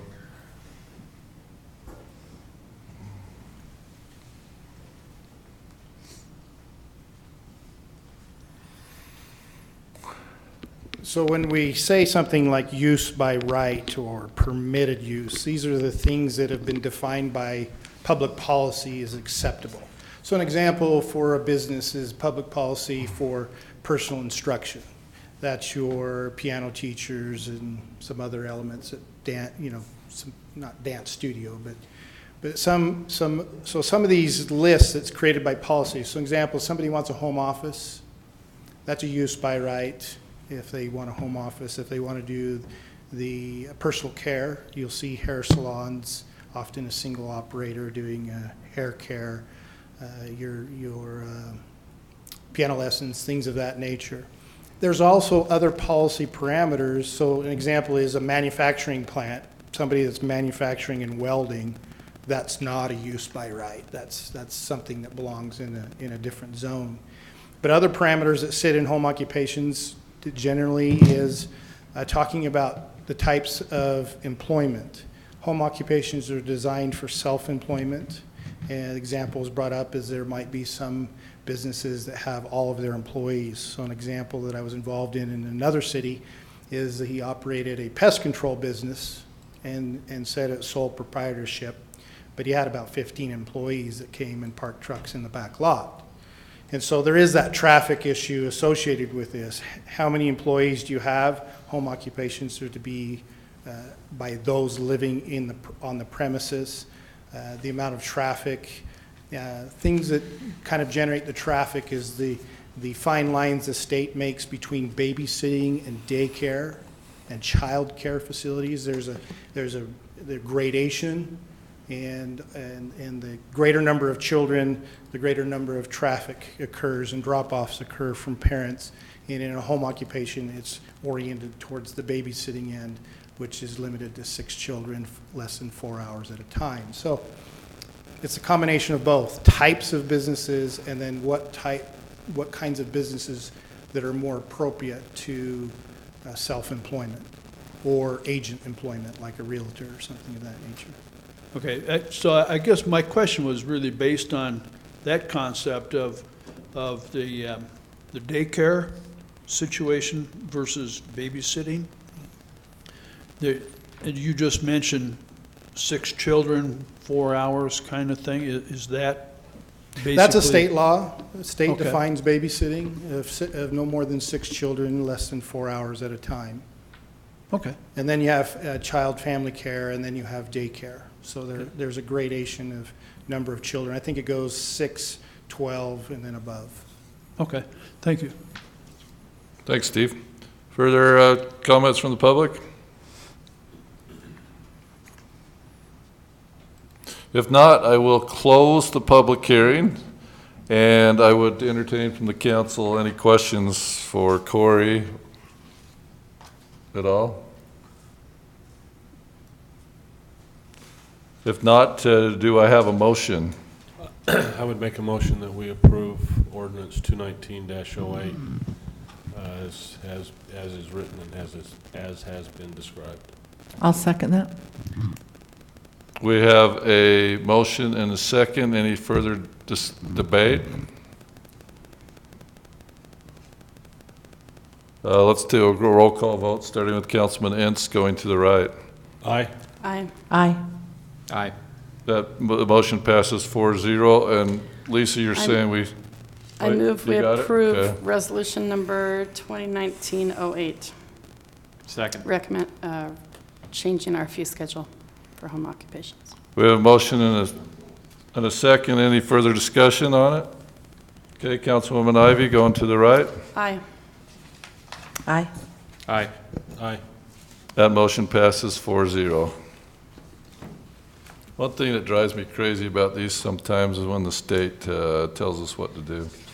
That we can't do our own thing. So, you know, it's the same thing the state battles with the federal government on. We don't want you to tell what you to do, but then they do it to us. So. That's why the older brother always gets to order the younger one around. That's right. Okay, we're on to number 5. This is a public hearing on the fiscal year 2019-2020 tentative budget. And I think, Jake, are you going to give us some summary and highlights on that? Yeah, I can do that. I'll be brief here. First of all, I want to let all of you know and the public know that this is a tentative budget. So this is the working budget, kind of a baseline that we work off to arrive at the final budget, which will come sometime in June. We've had a chance to meet all the other staff and the council, several work sessions, and I think the budget that we have here is pretty close to what we're going to get at. And just to go over a few things, I'm going to start with the revenues. For your information, this budget is available here. I can show you here, which you can get to through our website. We also have a physical copy of it right there in the city administration offices. If you want to thumb through the paper version of it, we do have it there as well. So going over some of the the highlights and some of the changes. Starting with revenues, we've made a few assumptions when it comes to property taxes, very conservative, maybe a 1% increase from what we've collected this year. And then we've also done, for sales tax, an assumption of a 3% increase over what we're projecting to receive this year. When it comes to franchise taxes, we're actually projecting a very gradual decline, so there's a little bit less collected in franchise taxes. That's mainly due to our telecommunications tax. The rest of them are holding pretty steady. Licenses and permits, just a very slight increase projected for this next year over this year. That kind of follows a historical trend. We're doing the same numbers that we did last year in intergovernmental revenue. Our charges for services, we're going off of some historical averages. Some of the things that you'll see in the charges for services is there is a charge for administrative services to the other funds, to our enterprise funds, and that's done by a formula based on how much of that resource is used for each of those funds.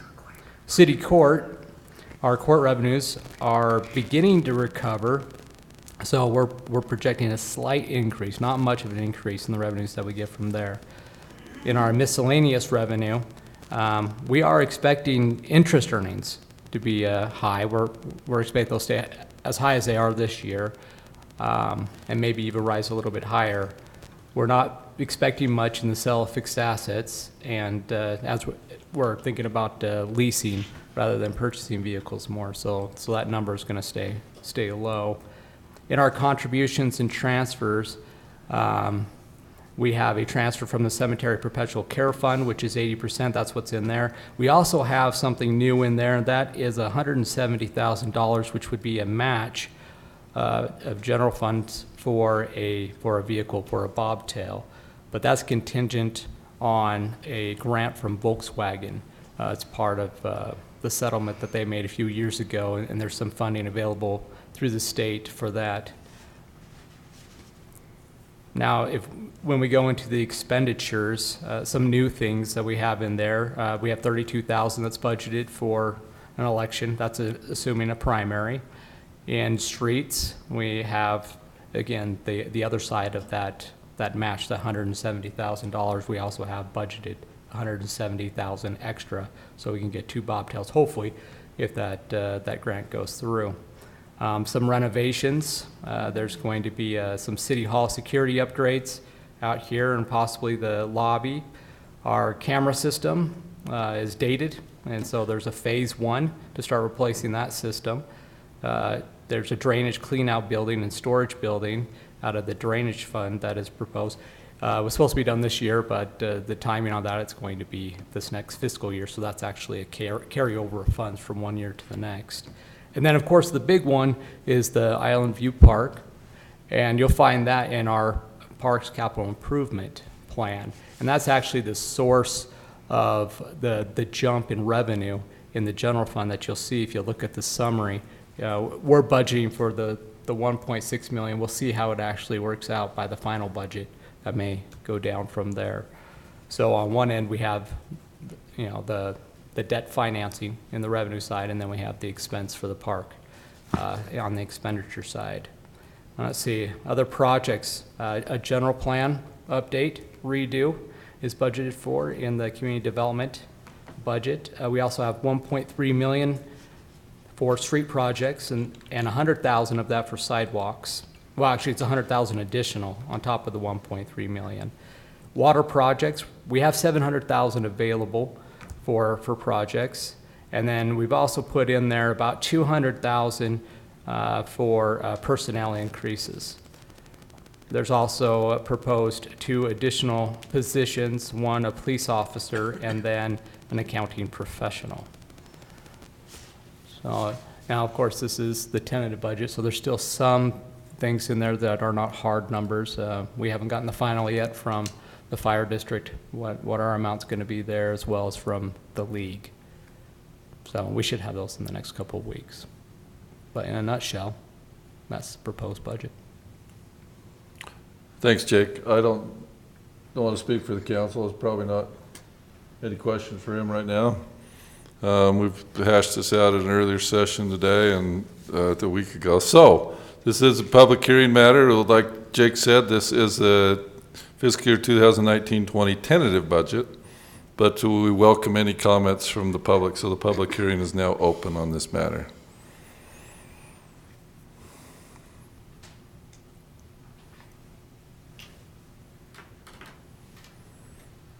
All right, if no comments, I will close the public hearing on that matter. Is there any further discussion or questions for Jake from any of the council? No, I was going to point out, since Kyle's here, that we have a deer mitigation number. Yes, we do. So. And this last year, nobody spent. So we need to expend that deer mitigation number. It's in there. $10. I don't know. It's, What did I say it we was have 500 last year? I think it's 1,500. 1,500. Kyle, to give you a chance to really stay up late perusing that budget, find more where if you can eke out more deer mitigation funds. But we have that there. Thank you. Right. Yeah. So my preference would be to adopt the tentative budget, just to give us a starting point from which public can have discussion. Of course, there's always the out that if somebody asks me a budget question at this point, I could say, it's tentative. It's not, we haven't actually adopted, it's an unadopted tentative budget. So I'm kind of towards the idea that we should be adopting our tentative budget and then moving forward with amendments from that point. I don't know if that's going to get support or not, but we'll see. Okay. And there you go, silence. So I believe that we actually give people more of a chance to respond if we have introduced the budget, it's formalized, there's been a hearing.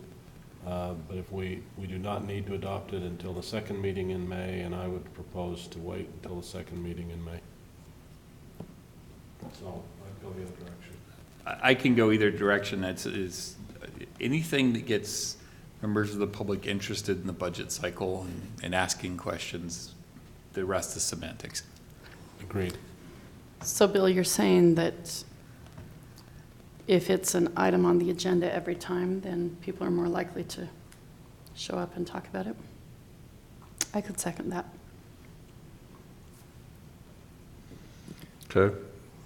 So I'm not sure there was an official motion there, but if it was, if it could be to table the matter and continue the public hearing to May 21st. I would suggest we table the matter and continue the hearing on May 21st with the anticipation of approving a tentative budget that night. I'll second it. Go ahead. Either way. Okay, we have a motion and second. All in favor? Aye. Aye. Opposed? Great. It's you, Kyle. Item 6, this is accessory building setbacks for residential zones. Corey, were you going to present on that? No? Okay, that one's done. We're moving on. You come up and take some arrows on that.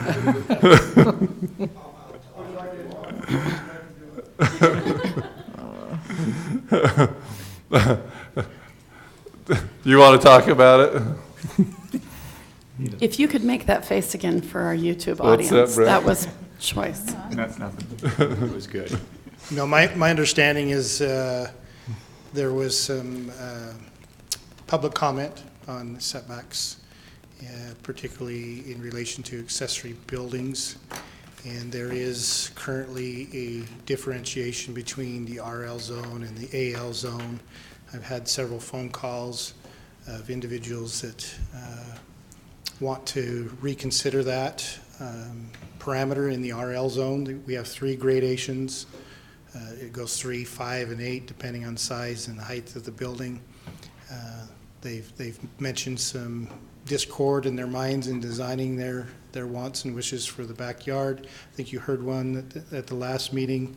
And so the question before the council is, because there's 2 options, an individual can apply to amend and make their case and argument, or the council can sponsor an amendment. And so the question before the council is Do you want to relook at the RL accessory setbacks? Do you want to reconsider? And that reconsideration can be open-ended, or it can be a little bit refined and say, look at this, look at that, so. Well, I was going to ask the question about the refined, because right now we go by height, square footage. Can you restrict by building type? Because what we've heard is, I have a home that fits a certain character, I can't put a garage in that fits the character of the home because of the setbacks. Can you say 200 square feet and/or a garage of this type? I mean, how specific can you be to allow uses that would appear to be compatible with the property footprint, but not necessarily compatible with the way the setbacks are written today? How granular can we be? Well, you can be somewhat granular because you have the difference between a primary and accessory building. So there are changes in the bulk area requirements based on an accessory use, which is typically seen as a subordinate type use. I think it's, and the granular, well, add to it, the granularity, what we currently have is how big it is. You know, further granularity, it becomes, it potentially is there. The problem I see with implementation is the same thing that the person says in accessory building, I'm not putting in a kitchen. But we know that the inspector walks away and all the wiring is done. And there's no, you know, it's all preset in after. So I think it becomes a little bit more difficult to say this type of use and that type of use are treated differently, because it's easier to say size of building and justify why the size of building is regulated bulk area than if there is somebody doing RV garage versus a wood shop. You know, the difference is a wood shop has probably more noise than somebody storing an RV. You could say I want a greater buffer, but somebody could take an RV garage and turn it into a wood shed and we would never know about it. Or using your example, build a garage and then turn it into a mother-in-law apartment. Correct. Okay. Correct. And so I think it becomes a little harder to go outside spacing of size and height. It gets a little more difficult to justify why you're treating one more than another, and then the automatic conversion that somebody does down the road. So I think maybe you answered my question. When you first said, you said it was just by size. Isn't it by size and height? Size and height, correct. So we have height in there. I have another question. Somebody mentioned tonight that it used to be only 1 foot. Do you know of it ever really only being 1 foot? Probably. Yes. At some point? Probably at some point. I have a permit at 1 foot. Yeah. The issue that you run into and why setbacks have kind of evolved for accessory buildings, and this was part of some of the argument made when we debated this a few years back. You take people take tough sheds. You know, they're 10 by 10s, 10 by 20s. They get a large one, and they'll just there's no permit required if it's under 200. Well, 10 by 19 if it's under 200 square feet, and they'll plop it right against the fence. I mean, that just, you know, I drive down the street like this sometimes because, you know, that's what they do. But, you know, the complaint that people have is a little bit of where the water goes and so forth. And then you plop another building and they say, well, that's an ugly accessory shed, so I'm putting my ugly, it's not ugly, they're all beautiful. But I put my beautiful ugly shed next to the other one, and you start getting code problems that are problematic. If somebody stores gasoline for their lawnmower in one shed, it ignites on fire, the adjacent shed's going to catch on fire. So building codes step in, and although you do not have to get a building permit for under 200 square feet, it actually does not exempt you from the applicable accessory building codes. So if you have a tough shed and throw it against the property line, building code says you have to build a 1 hour firewall. And a simple 1 hour firewall is sheetrock on each side of your stud. That'll get you the 1 hour. Now, who puts sheetrock on the outside in the rain and the wet and so forth? But Okay, a few people do, and that's I had- one, I and had those, to. and those are the beautiful sheds, just for clarity. So it doesn't exempt you, but it happens. But you can be liable if your gasoline catches on fire and you catch somebody else's place on fire, depending on the insurance arguments that go on. So building code sets that you can be exempted if there's 10-foot separations. So how you keep the 10-foot separation is this shed's 5 feet and that shed's 5 feet on each side of the property line. And now we have the 10-foot separation. Does that make a difference in a fire? Well, it depends on how much accelerant for your lawnmower you're putting in your shed. But that's what the building code says. So a lot of them have evolved away from the 1 foot for drainage, away from the 3 foot, and gravitate towards the 5 foot separation for safety. And that's where I think in the accessory backyard, where we go to the 8 foot, might be problematic on the smaller lots. Because if you go to an 8 foot sizing, it will on a small lot start shifting what the use of that accessory building is going to be. Because if you are using it for a car or things of that nature, you're going to start seeing the altering and snaking of the driveways to get down to the back. And then what do you do with that 8 feet? And depending on your orientation, it's not good for garden, and it becomes places for stuff. And then you have the junk and debris complaints. Now, you could do that at 5, and you could do that at 3. I mean, I don't want to say that it doesn't happen, but you need enough space to make it something useful. If it's not something useful, then the less space you really want. But the safety comes in at 5. So I think my recommendation would be is that we do reduce it to 5 foot. And the agricultural, which is a larger lot system, if that's problematic, which has been some of the story in the past, that's maybe where the greater setback discussion ought to take place. So I'm not sure I understood what you said. Back up 2 or 3 sentences or Sure. a paragraph. Talk too fast. Reduce the 8 to 5? I think 5 is the reasonable place. I think 8 foot is a little much. For residential or across the board? Well, for me, it's really easy because across the board, because that way everybody has a predictability. The agricultural is an interesting differentiation is that we have a height requirement, but agricultural allows you to go to a much more excessive height, but you trade it off for a foot setback for every foot in height, because barns and lofts and things of that nature are much larger accessory buildings. So, but 5 across the board for most situations, I think, is plenty from a safety code standpoint. And you know, your issue is debate that caused this problem is how tall could it be?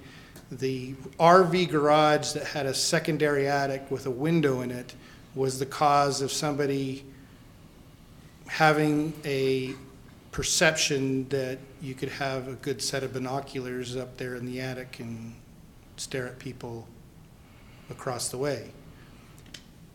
True, but if you're doing that, hopefully you get caught. But at the same time, I don't think that's looking at life as if everything's in the flat.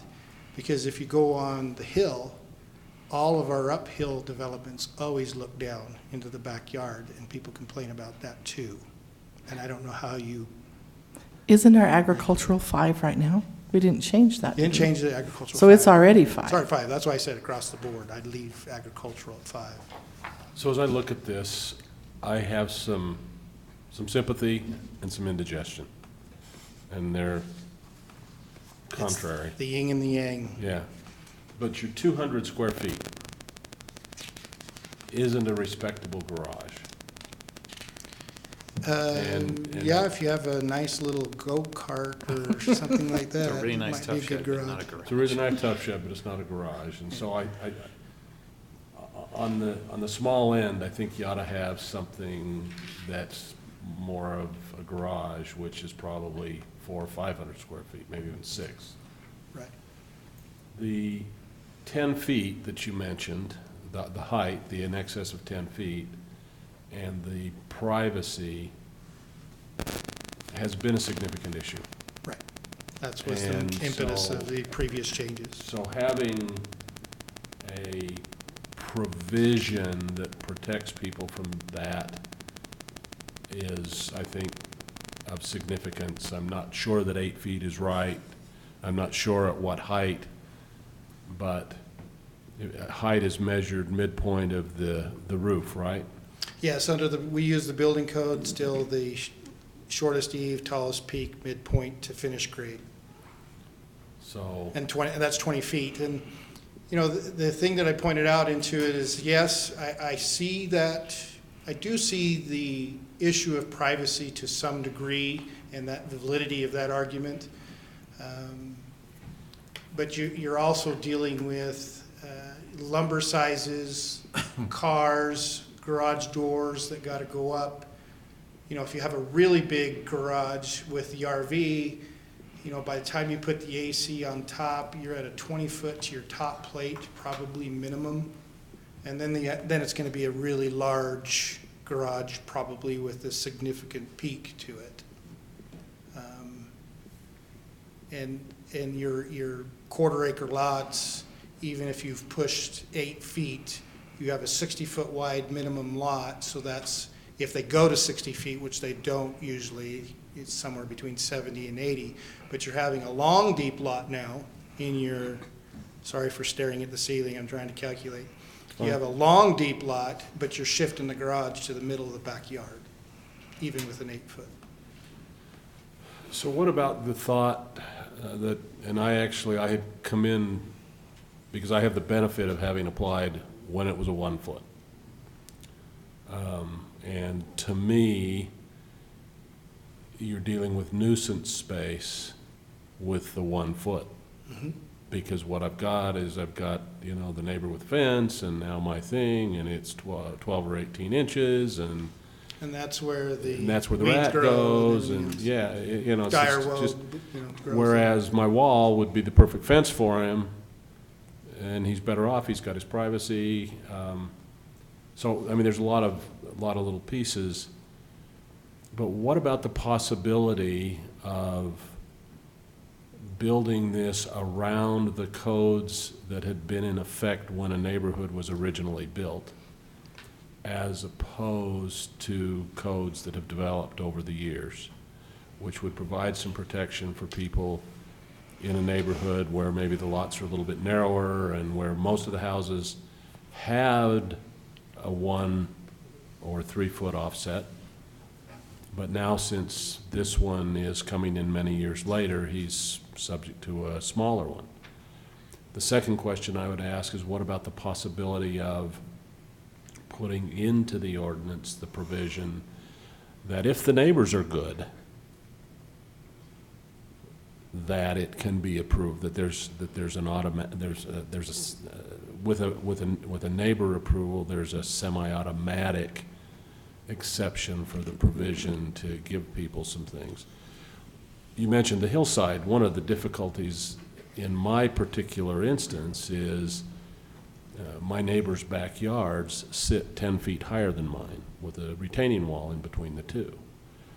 Well, if you look at mine and you go from finished grade to the top of the roof, I'm above the 10 feet, but I'm still only 3 feet above the level of his backyard.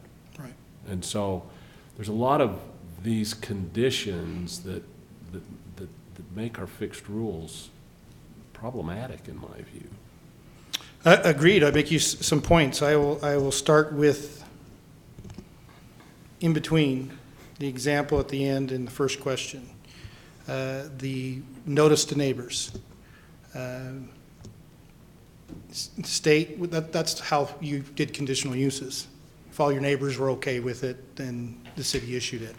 State law has tightened up municipalities from doing that. They don't want the administrative decision to be tainted by a clamor that's closer. Now, clamor is used as negative, but clamor just means the public belief about something.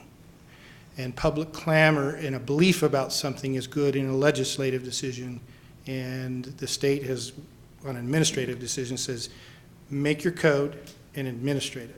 It's not up to the public acceptance. So that answers the middle one, I hope, is the state has tightened up that in years past. Back to the other one was the neighborhood of past time versus maybe new. You could try to do something like that. From a disciplined code perspective that's defensible, this is the issue that the legislature is more and more pushing Land Use Management Act to say be clear and be concise. And so there's a lot of training going on into all parameters of fix your codes and be clear and be concise. And so if you go to that concept of clarity and concise, defining an older neighborhood, yes, you could say this is a district. But what you really have to do now is segregate multiple residential districts so that you capture an older development and say, let's just RL North Centerville. So RL NC, North Centerville. That's obviously in historic time different than Dual Creek Historic District. And some cities have tried that, where they go in and take that residential district and then they segregate it even more. And this group gets to do that, and that group gets to do that. So you could, in theory, do it. The question is do you have a concise data set where you've defined which neighborhoods are defined by that character, and then everybody gets that character? And what I'm trying to point to is that the controversy that can occur is, let's take Old Town and say, we call it Old Town in the code, but Dual Creek in the historic district. Let's take that concept of Dual Creek and say this is historic past. So everybody gets the, let's just go with zero lot line. Got the zero lot line from, because back then we didn't care where you built your buildings, at least prior to 1920. But what do you do if you segregate that between old and new? The conflict is when you have what we call bash and builds. So bash and build is when somebody takes a 40s home, tears it down, and builds it anew. Do they still get the old rights, or they have to have the new rights? Only if it's at least 25% remaining. Yeah.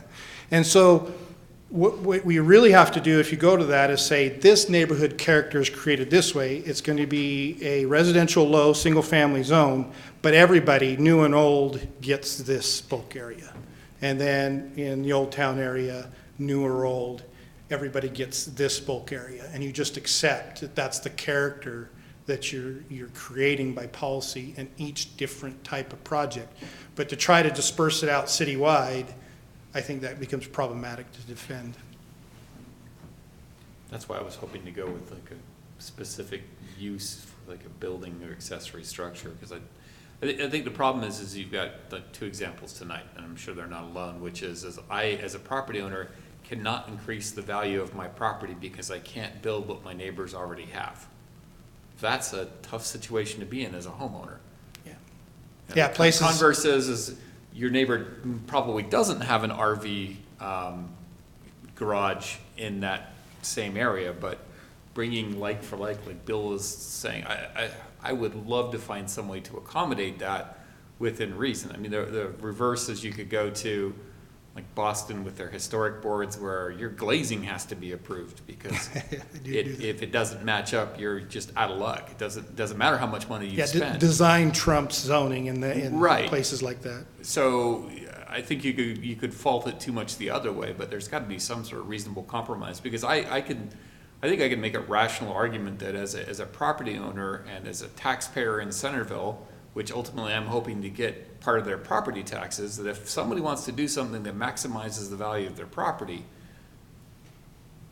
that I don't know why I would want to fight that.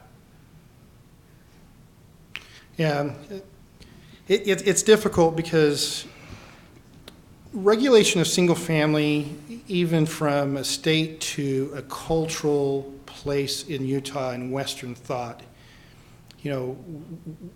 we're not used to Chicago. We're not used to New York. We don't want to be that way. That's the constant tension that you hear. And as population comes in and urbanize, it creates that. But in theory, the residential was designed originally to mimic agriculture on a very small scale. That's why you had setbacks in yard areas. And in western places, you had large areas, and so over-regulation was always a theme. And as we have the tensions you're talking about, regulations and complaints are coming in more. Hey, they got a shed that's 1 foot off the property line, but they're non-conforming to today's standards, so there's some caps on what they can do with that building, but a new one has to do something different.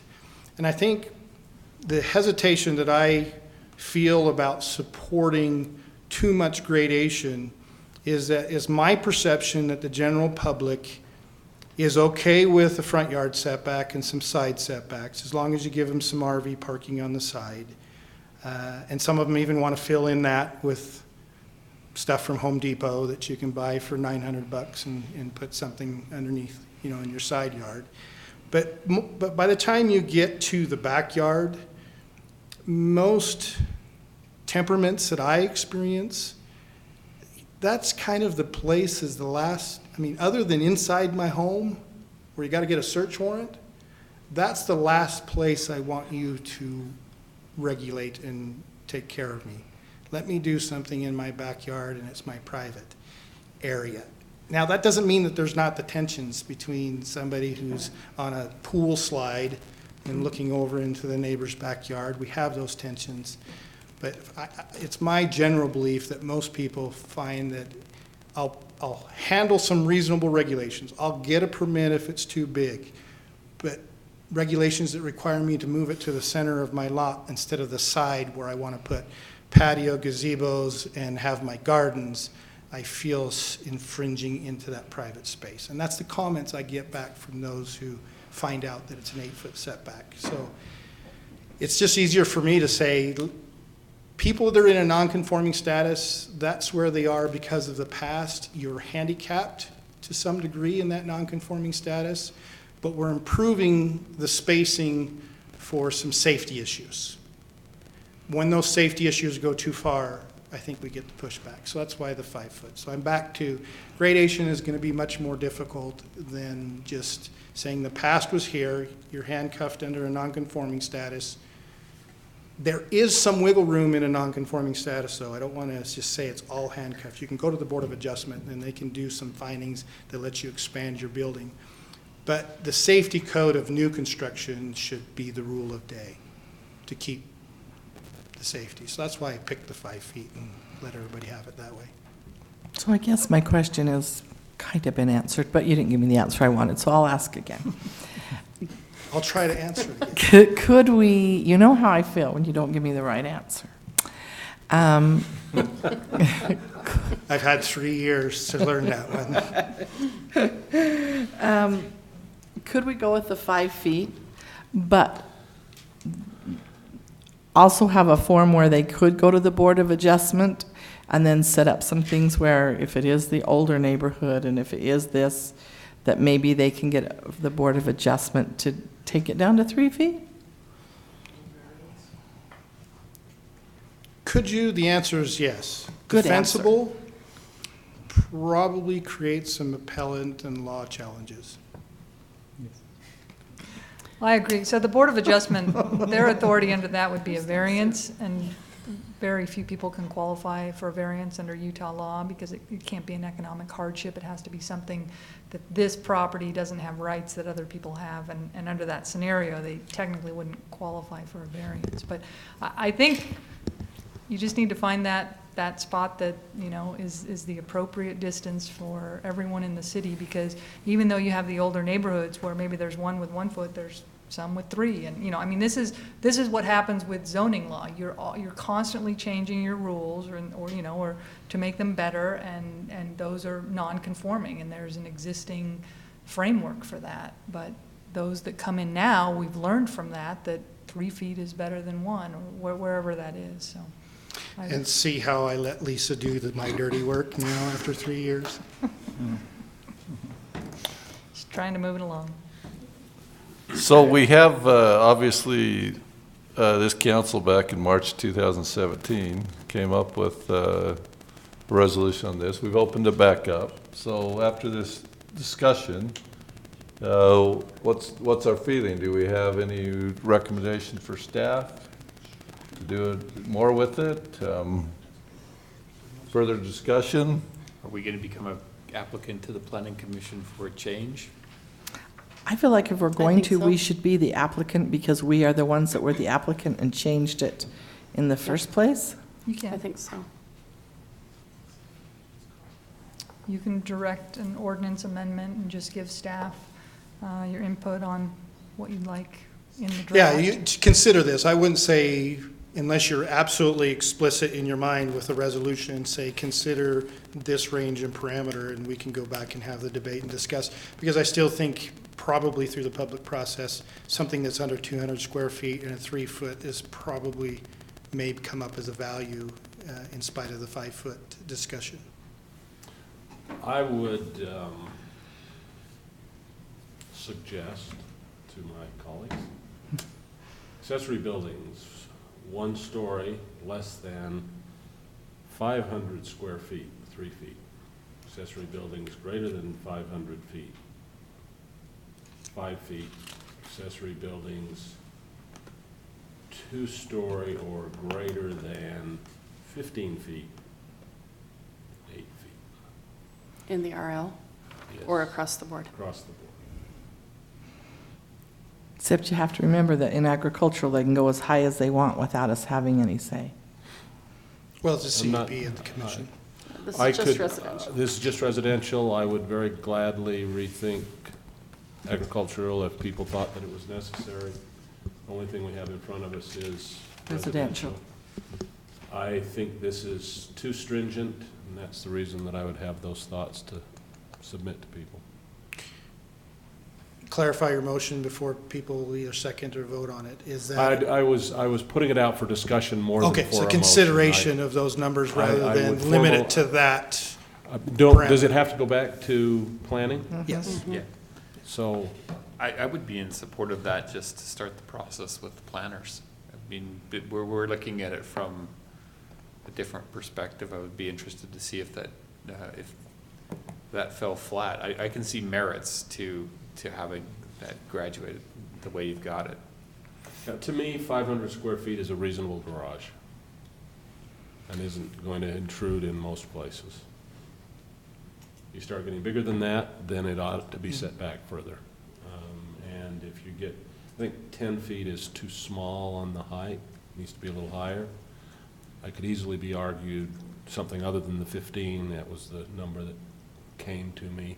Yeah, if that's the general consideration, then we can go debate it and come, I mean, you know where you currently thinking, we go back and debate those different ranges and then come back with a recommendation to you. There isn't any question that the decision that was made 2 years ago was heavily colored by a significant problem that we probably reacted to and maybe without adequate thought. And the sad thing is it was agricultural next to residential. It wasn't residential. So what we did didn't even Didn't apply. apply to it, yeah. So, It's yeah, so very- we didn't fix that problem. We just broke everything else. This is true confessions night, too. Transparent and true confessions. Bill, if you want to make it as a formal motion, I'll support it. Okay, I would make that as a formal motion that we send it back to the planning commission, asking them to comment on accessory building 1 story, less than 500 square feet, 3-foot setback. Accessory building greater than 500 square feet, 5-foot setback, all 3 zones. And change the height to, let's go 14 feet instead of 15 feet for the 8-foot. I'll second that. So we got a motion and a second. All in favor? Aye. Opposed? Okay. Who was your second? George.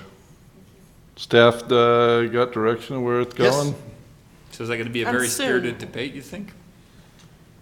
I don't think it'll be very spirited. I think we need to check some building code issues that may modify some of the parameters, but I'm absolutely open to that. But no, I don't want to create a London fire situation, but if we can get to a minimum, I'm fine with that. yeah, what I'm hearing is you still want to preserve those 3 grades. Now, what's the appropriate adjustment to those 3? And we can debate that. As you So know, how I long always does come that back take? with something to tweak. Fair enough. As How we've long will learned that over the take? last 3 years. Couple meetings? We got to do a notice, so I think the earliest that the commission will get to it is in June on the schedule. So it could come to you as fast as late June if that's what you want, or early July. I think sooner rather than later. Okay. So I hear ASAP. Okay. Yeah, I strike while the iron's hot. Let's get it done. Okay. If you guys aren't getting the city council and the planning commission agendas every week, you can come down to our office and you will be emailed those for every meeting so that you can be sure and follow along and be here on anything you're interested in.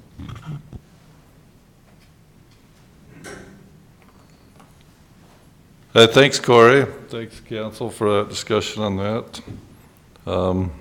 Hey, Corey. Call me tomorrow, please. Let's go to lunch.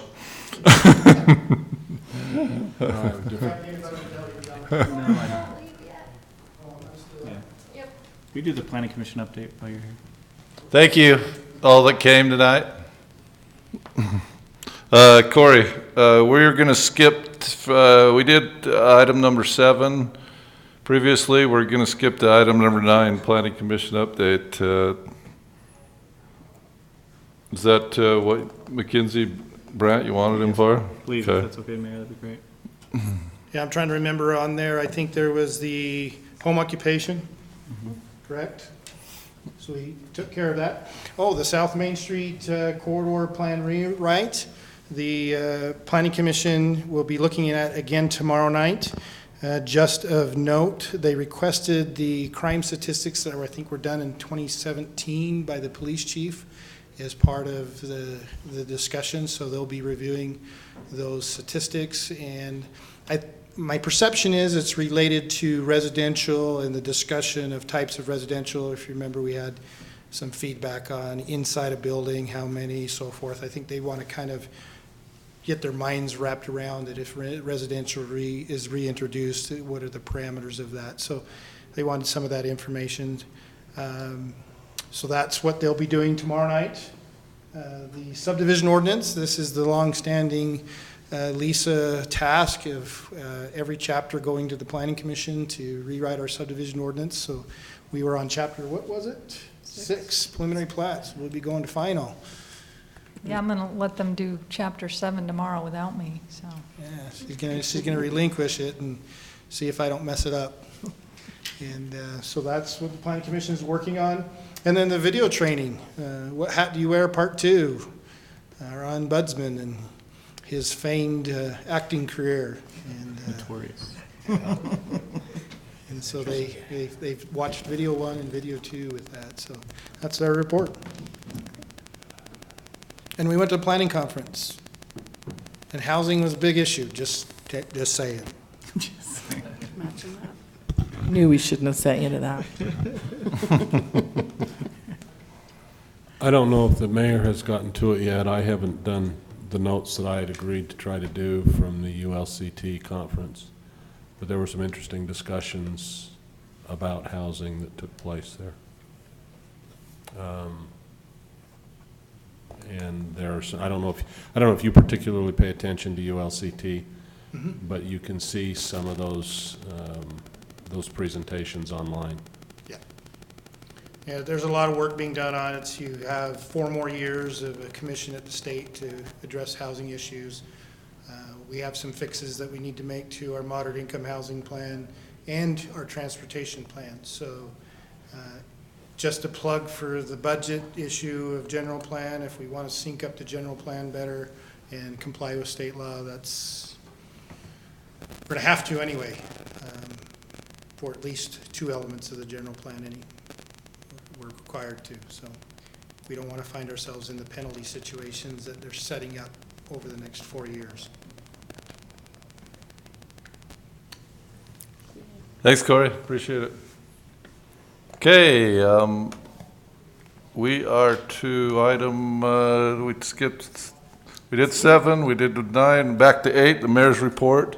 It's been 3 weeks since we've met, so I'll just do a quick summary and answer to Councilman Intz's as far as report on League of City and Towns. I'll just touch on that briefly, and maybe he and I can follow up in more detail at another meeting. But in the last 3 weeks,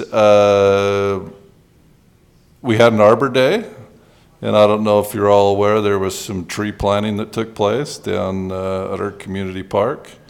The Rotary Club did that, and I stopped by and planted a couple trees, and it was hard dirt. They were really going at it with picks. And I drove by a couple days later, and I saw Bruce fixing them, and I called him up, and he says, yeah, I'm just kind of straightening them out. And I thought, I'm glad you discovered that, because I was going to tell you. But they worked hard. It was just hard dirt to put in. So we had another lunch with the mayor. That went well. It was a tough day because the fire department, that one of their former employees had lost her husband to a heart attack. So we had the inspector come out. What do you call that? The fire inspector guy that comes in and... Fire marshal. Fire marshal, there you go. And he did a great job. I'd never met our fire marshal before. We had events going on in the community. We had the Easter during that time. I went down and to the Bridge Church and went to their open house and their Good Friday activity. And Pastor Krantz had done a nice job with that. I do have, and I apologize, I'll get these to you out of my promise to you. I do have names, but I'm not going to submit them today for a planning commissioner and a landmarks commission member. And if those of you that don't know, we are going to lose another planning commission member near the end of June. He is being sent to Russia to work. Kai Hinsey. So we'll have another appointment there as well too. As far as the League of City and Towns, it was a very good meeting. The sessions I went to, we had a keynote speaker for everybody as a former FEMA director, Brock Long, and I was talking to Bill during that one saying, hey, this is one for you to take big notes on. I got that from that, Bill, and I don't know if you did, that according to him, we're supposed to be connected with somebody from the state on emergency management stuff as well too. Is that correct? From the governor's office, or? Yeah, we are. We are? Okay. Yeah, we are. It's through the county formally, but we are.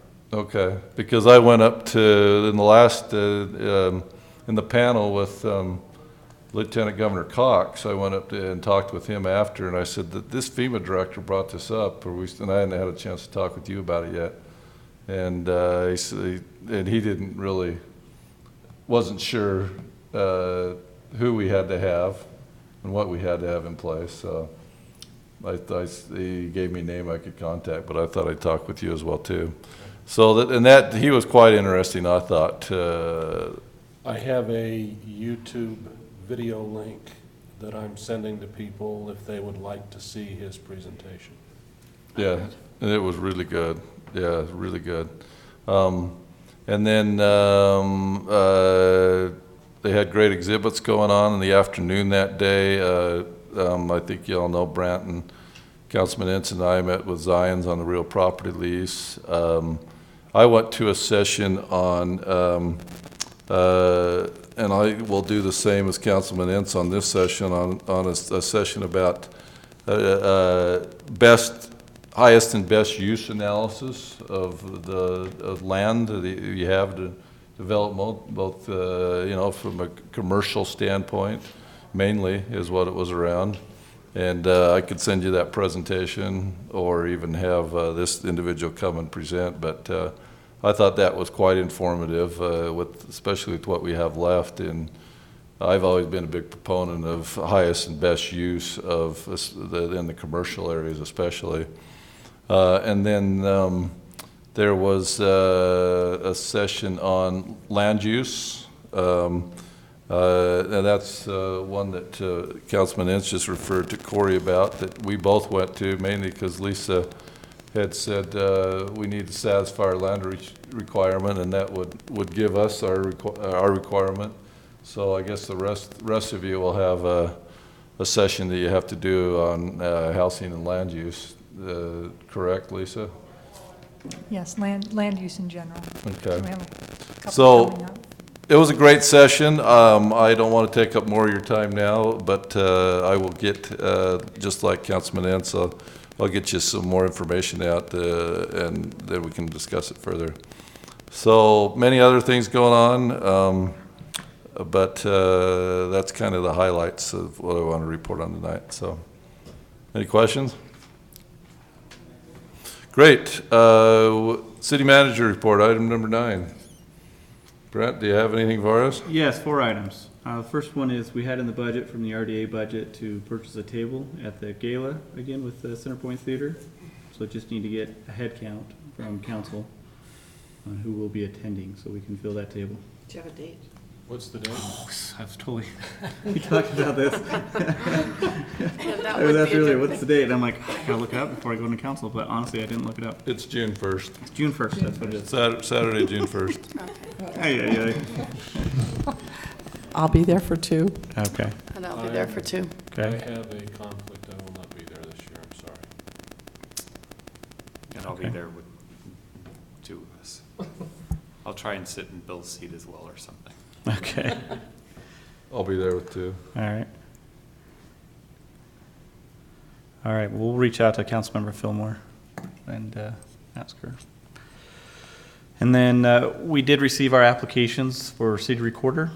So that closed on Friday. So we're looking at putting together a panel. With it being a city recorder position being appointed, I propose we have the mayor, a council member, Lisa, McKenzie, and Jake sitting on that panel, or Jake or myself. We go either way. So, but I'd like a name on the council member who would like to essentially represent council on that panel, and we would like to actually do it next week. We want to kind of push this through pretty quick.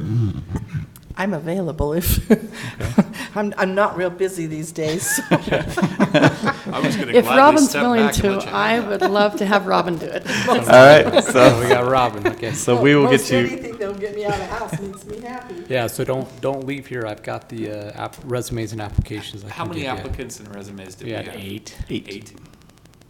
All qualified? Or was that 8 total? 8 total. Okay. It's going to be pretty hard to replace what we got. Right. And then, question, do we need to schedule another budget work session prior to our next city council meeting at 5:30? On May 21st, right? May 21st. I think, I'd like to hear from Randy about the streets. You want to do that during the And budget if work any- session? Okay. And if any department head is willing to come and say, here's what we asked for and here's what we got, and here's how we feel about it, I'd like them to have the opportunity. We have If you- extended if that you just opportunity, said- but I'll bring it up again. Anybody? Great, we'll do And that. can you make sure that the museum's included in that, Mhm. since they don't fall under anything else? Yeah, me with that. So if we're going to have Randy come in, because we had that discussion during the work meeting, if we can get some examples In of what's advance. considered a dead road or nearly dead, so most of us can take our own individual field trips before we meet, that would be great. That would be really good. That would be good as soon as possible, don't you think? Yeah, agreed. Yeah. Agreed. I mean, if we're going to do it before our next, I'd like to have those roads before our next meeting. So if anything, I can call Randy and ask him a question or ride along or whatever. Could people do it next Tuesday? Otherwise, if he could just send us an email and we could each drive it I was ourselves. I think we can do it ourselves if he sends it out to us. Yeah.